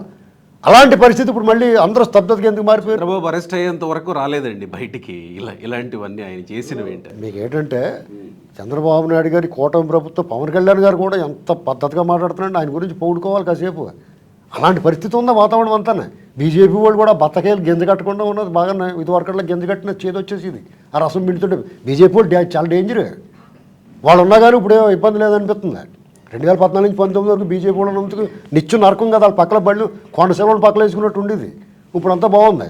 ఇప్పుడు దాదాపు 3-4 సంవత్సరాల్లో జగన్మోహన్ రెడ్డి అరాచకాల మీద నేను కానీ రాజేష్ గారు కానీ ఇంకా చాలామంది ప్రతిరోజు ఏదో ముంత కట్టుకుని పొలానికి వెళ్ళినట్టు వచ్చేసి వాళ్ళు మేము రోజు పొద్దున్న వచ్చేసి అందరూ ఎండిపోయి ఎక్కడ దొరుకుతాడు ఇటు దొంగ దొంగ బండి పొడి దొంగ ఈ రోజు అదే చెప్పుకుంటూ చెప్పాం. ప్రభుత్వం వచ్చింది, అమ్మాయ మనకు ఒక బాధ్యత, మనం అనుకున్న ధర్మం గెలిచిందని అనుకున్నాం, సంతోషించాం. ఇప్పుడు మాకు ఒక ప్రశ్న ఎదురవుతుంది. ఈ 4-5 సంవత్సరాలు మేము మాట్లాడే క్రమంలో కొంతమందికి దగ్గర అయ్యాం, ప్రజలకి పబ్లిక్ వాళ్ళు ఓన్ చేసుకున్నారు. అంటే రాష్ట్రం నలుమూల ప్రపంచం మీద మొత్తం మీద తెలుగు వాళ్ళు ఎక్కడుంటే అక్కడ వాళ్ళందరూ ఓన్ చేసుకుని వాళ్ళతో అప్పుడప్పుడు వాళ్ళ దగ్గర ఉన్న సమాచారం మాకు చెప్పడం కానీ, లేకపోతే మా నెంబర్లు వాళ్ళ దగ్గర ఉండటం, కాంటాక్ట్లో ఉన్నాం. రెగ్యులర్గా వాళ్ళు మాతో మాట్లాడుతూ ఉంటారు. మాకు సమయం ఉన్నప్పుడల్లా చాలా ఓపికగా, ఇప్పుడు మీ దగ్గర ఎంత మాట్లాడుతున్నామో వాళ్ళతో కూడా ఫోన్లో అంతా మాట్లాడి మా మా మా కంఠం అరిగిపోయిందన్నమాట. ఒక రకంగా చెప్పాలంటే ఈ గొంతుకు జీరబోయేలా మాట్లాడతాం వాళ్ళతో కూడా. వాళ్ళు వాదిస్తారు, ఇక మేము చెప్పింది వినేసి ఊరుకుంటారు మీరు. వాళ్ళు అలా కాదు, ప్రతిరోజు నిత్యం వాళ్ళకున్న సమస్య, వాళ్ళకున్న గుబులు భయం బెంగ మన ఎత్తున పడేసేవారు. జగన్మోహన్ రెడ్డి గట్టిగా తుమ్మాడు, ఎటండి పొట్టుడు ఎలా తుమ్మాడు అనేవారు. అంటే పొట్టుడు అన్నమాట వాళ్ళు అనేవారు, నేను కదా అంటుంటా. అతను వికృతంగా నిలబడడం కూడా నేటిండి ఎలా అవుతున్నాడు, శాడిస్ట్లా ఉన్నాడో ఈ టైప్ చెప్తే కాదండి, అతను బుద్ధి చిన్నప్పటి నుంచి పుట్టుకతో వచ్చిన బుద్ధులు పుడకలతో పోతే మనం ఏం మార్చలేము అతన్ని, అతను ఏమీ చేయడం, మీరు ధైర్యంగా ఉండండి, జైల్లో పోతాడు రేపు మాపో అలా చెప్పుకుంటూ వచ్చేవాళ్ళు. ఎలక్షన్ ముందుకు వచ్చేటప్పటికి ఏటండి బాబు ఇతను ఎలాగంటున్నాడో, రేపు పొద్దున ప్రమాణ స్వీకారం అంటున్నాడో, ఒక పక్కన ప్రజలు అంతా వ్యతిరేకత ఉందని తెలిసి కూడా వాళ్ళు భయపడుతుంటే మీకు ఏం పర్లేదంటే అటు సింగిల్ డిజిట్ అవుతుంది ఇలాగ చెప్పుకుంటా వాళ్ళందరినీ అమరావతి విషయంలో మీకు ఏం పర్లేదు, లేకపోతే అరాచకాలు చంద్రబాబు గారు వస్తారు, లోకేష్ వస్తారు, రెడ్ బుక్ రాగానే ఇలా తీసేస్తాడు, దాని తోలు తీరిపోద్దాలకి ఇలా దేని చెప్పుకుంటూ వచ్చేవాళ్ళం. ఇప్పుడు మేము దొరికాం వాళ్ళకి, చంద్రబాబు గారు వాళ్ళు దొరకరు కదా, వాళ్ళకి వాళ్ళు రానివారు అక్కడికి, వాళ్ళ దగ్గరికి మేము దొరికేస్తాం. బాయ్ తీస్తున్నారా ఫోన్లో మడత మామూలుగా కాదు. సరే మమ్మల్ని మేమేం బాధ్యులు కాదు కాబట్టి మమ్మల్ని ఏం తిట్టరు, కానీ వాళ్ళకున్న ఆక్రోశాన్ని చంద్రబాబు గారి మీద లేకపోతే కూటమి ప్రభుత్వం మీద వీళ్ళ మీద ఒక్కొక్కళ్ళు సౌమ్యంగాను స్మూత్గా సున్నితంగాను, కొంతమంది చాలా తీవ్రంగాను చాలా ఆగ్రహావేశాలతోటి వాళ్ళు చెప్పింది మొత్తం వినాల్సి వస్తుంది. మళ్ళీ ఆ వేదనని మళ్ళీ అగైన్ వినాల్సి వస్తుంది. దానికి ప్రభావం మామే పడిపోతుంది మా మాటల్లో. ఇప్పుడు మేము రోజు పొద్దున్నే దేవుడి దండం పెట్టుకుని బొట్టు పెట్టుకుని అమ్మయ్య ఇవాళ ఈ ప్రభుత్వం చేసిన మంచి పని గురించి చెప్దాం అనిపిస్తుంది మాకు. కానీ ఏటండి వీళ్ళు అని రాత్రి మాట్లాడినవాడు బుర్రలో తిరుగుతూ ఉంటుంది మాకు. కాబట్టి ఇప్పుడు మేము మాట్లాడిందంతా ఖచ్చితంగా ఇది మా అభిప్రాయంతో పాటు మాకు నిత్యం రాష్ట్రం ప్రపంచం నలుమూల నుంచి రాష్ట్ర ప్రేమికులు వాళ్ళు తమ ఆవేదనని వాళ్ళ అభిప్రాయాల్ని మాతో షేర్ చేసుకోవడం వల్ల దాన్ని వాళ్ళు మాకెందుకు చెప్తారంటే మీడియా ముఖంగా అందరికీ షేర్ చేస్తామనే ఉద్దేశంతో మేము చెప్తూ ఉంటారు. మాతో షేర్ చేసి కొంతమంది మాట్లాడమని చెప్తారు కాబట్టి దీన్ని షేర్ చేసుకుంటున్నాం. పర్సనల్గా మాకంటూ ఒక అభిప్రాయం ఏంటంటే మేము ఖచ్చితంగా చంద్రబాబు నాయుడు గారు డెఫినెట్గా రాష్ట్రాన్ని బాగు చేస్తాడు, భవిష్యత్తులో మన ప్రజల భవిష్యత్తు అంతా ఆయన చేతిలో పెట్టచ్చు, మన భవిష్యత్తుకి ఆయనే భరోసా, రాష్ట్రం డెఫినెట్గా 10 ఏళ్ల పాటు వీళ్ళ అధికారుల నుంచి ఎవడో కదపలేడు అలాగని చెప్పేసి వదిలేస్తే ఈ దొంగలు కూడా ఉంటారు వాళ్ళతో పాటు. రైట్. రాజేష్ గారు మీ ఎక్స్పీరియన్సెస్ ఏంటి, మీకు కూడా ఇలాంటివి? అంటే దాదాపుగా ఎలక్షన్స్ అయిన దగ్గర నుంచి చాలామంది, అంటే నేను కొంచెం ఎదురుదాడి చేసేవాడిని. ఎందుకంటే నేను పల్లెటూరు మూలాల నుంచి వచ్చా, నేను చాలా అగ్రెసివ్గా గ్రామ స్థాయిలో రాజకీయాలు చేస్తున్నా, చాలా చూస్తున్నా, నేను గతంలో కూడా ప్రస్తావించున్నా. కాబట్టి నాది ఆ అగ్రెసివ్ ఆలోచనతోటే ఉంటాను. నేను ప్రభుత్వాన్ని నిందించేవాళ్ళని నేను వీళ్ళనే నిందించేవాడిని. మీరేం చేస్తున్నారు, అన్నీ ప్రభుత్వమే చేస్తుందా? చంద్రబాబు నాయుడు వచ్చి మీకేమన్నా చేతులు అడ్డం పెట్టాడా? మీరేమన్నా మీ ప్రత్యర్థి మీద వెళ్ళి మీరు పగ తీర్చుకుంటే ఆయన వచ్చి మిమ్మల్ని చేతులు అడ్డం పెట్టి ఆపాడా? అన్నీ ఆయనే చేయాలని చెప్పని ఆయన మీద నిందమోపుతారేంటని చెప్పని, అంటే ప్రభుత్వాన్ని నిందించనివ్వకుండా నేనే ఎదురుదాడి చేసేవాడిని. ఇక నిదానంగా తగ్గిపోయినాయి ఇప్పుడు నాకు రావటం కాల్స్. ఇక వీడికి కాల్ చేయడం అనవసరం లేదు, వీడికి ఫోన్ చేసినా వీడు మన్నే తిడుతున్నాడు, చంద్రబాబుని సమర్థిస్తున్నాడు అని చెప్పని. నా ఉద్దేశం ఏంటంటే చంద్రబాబు నాయుడు గారు మాత్రమే ఈ రాష్ట్రాన్ని తిరిగి పునర్వైభవం దిశగా తీసుకెళ్ళగలుగుతారు. ఆయన కాపాడుకొని తీరాలి. ఆయన రాజకీయ విధానం ఏంటి, ఆయన శాంతి భద్రతలకు ఎంతటి ప్రాధాన్యత ఇస్తారనేది మనం ఈరోజు కొత్తగా చూడాల. ఉమ్మడి రాష్ట్ర ముఖ్యమంత్రిగా కర్ఫ్యూ లేని వాతావరణం సృష్టించిన దగ్గర నుంచి, రాయలసీమ ప్రాంతంలో కిరాయి హంతకుల్ని ఏరేసిన దగ్గర నుంచి, మా గుంటూరు జిల్లాలో ఎంత కఠినంగా శాంతి భద్రతలను కాపాడబడ్డాయి అనేది నాకు ఒక ప్రత్యక్ష అనుభవం ఉంది. నేను కూడా గ్రామస్థాయి రాజకీయాల్లో ఉండేవాడిని ఆ రోజుల్లో. ఒక రకంగా నేను కూడా బాధితుడిని. అందువల్ల ఆయన వ్యవహారశైలి మనకేం కొత్తగా. బెజవాడలో రౌడీ షీటర్లని పీచి మనిషి అవును, బెజవాడ నుంచి పారిపోయేలాగా. అవును. అందువల్ల ఆయన శాంతి భద్రతలకి ప్రాధాన్యత ఇచ్చే దాంట్లో ఎటువంటి సస్పెషన్లకి మొహమాటాలకు ఆస్కారం లేదు. ఖచ్చితంగా కట్టుబడి ఉంటారు ఆయన. అదే సందర్భంలో రాష్ట్రాన్ని అభివృద్ధి దిశగా పరుగులెత్తించాలి. రాష్ట్రంలో అంటే ఒక రకంగా యువత నైరాశ్యంలో మునిగిపోయారు. ఆ నైరాశ్యంలో మునిగిపోయిన యువత వక్ర మార్గాలు పట్టారు కొంతమంది.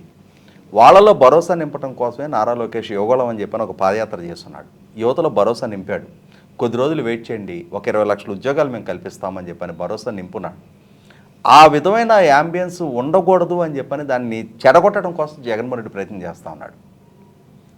ఇటువంటి పరిస్థితుల్లో జగన్మోహన్ రెడ్డిని నేను ఇందాక ముందు చెప్పిన విధంగా కట్టడి చేయడానికి చాలా మార్గాలు ఉన్నాయి. అతనుకున్న బలహీనతల ప్రాతిపదికగానే అతను కట్టడి చేయొచ్చు.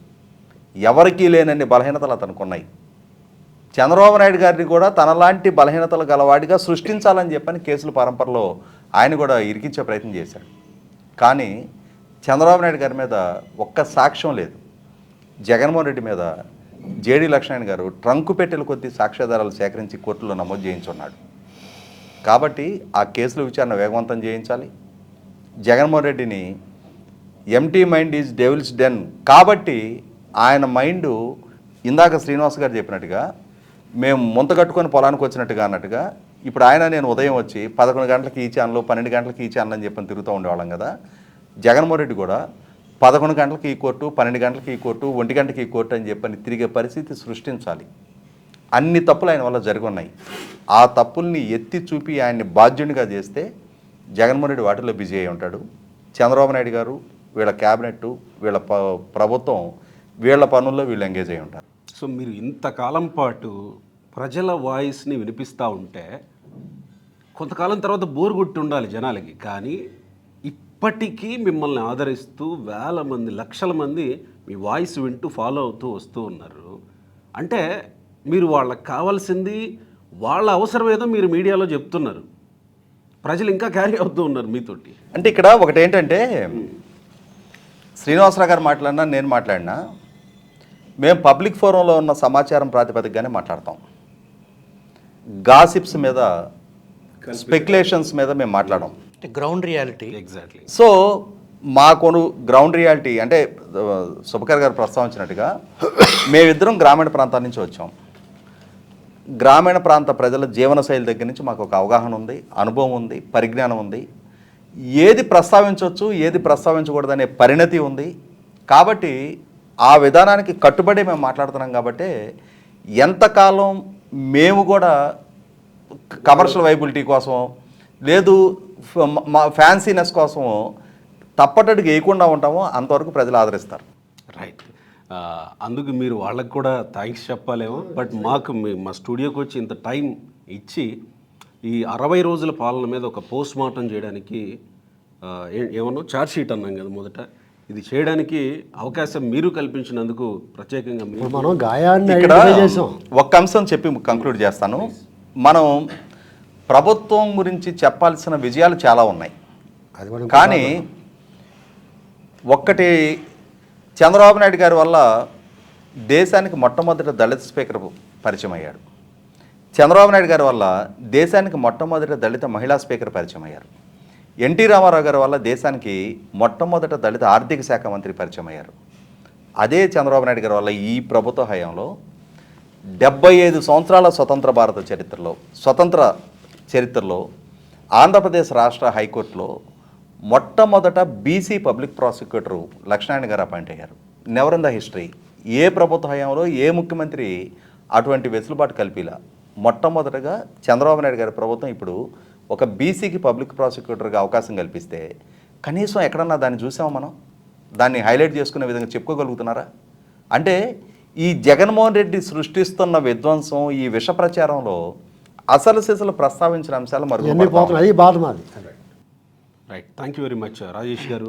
5 సంవత్సరాల 60 రోజులు నుంచి మీరు వేదనాభరితమైన ప్రజలను చైతన్యపరుస్తూ ప్రజల మధ్య నుండి ప్రజల వాయిస్ని మీ వాయిస్గా ప్రేక్షకులకి నిరంతరం ప్రసార మాధ్యమాల ద్వారా ఎక్కడెక్కడికో మీ సొంత డబ్బులతో మీరు మీ వాయిస్ని ప్రజల రిప్రజెంటేషన్గా, మీకు పార్టీలు పదవులు లేకపోయినా మీరు ప్రత్యేకించి పార్టీకి సంబంధించి పార్టీ అధికార ప్రతినిధులుగా కాకపోయినా ఒక రాష్ట్ర ప్రేమికులుగా అది మీ బాధ్యతగా మీరు గుర్తించి మీ వ్యయ ప్రయాసాలు కోర్చి ఈ పూట ఇక్కడ ఇంకో గంట ఇంకో చోట అట్లా పొద్దున్న నుంచి సాయంత్రం దాకా మీ విలువైన 5 సంవత్సరాల 60 రోజుల సమయాన్ని ఆ రాష్ట్ర ప్రజల కోసం, శ్రేయస్సు కోసం వెచ్చించారు. రాబోయే రోజుల్లో మీరు రిలాక్స్గా ఏదైతే ఈ కూటమి ప్రభుత్వం సాధించే విజయాల మీదే మీరు మరింతగా ప్రజలను చైతన్యవంతం చేయాలి.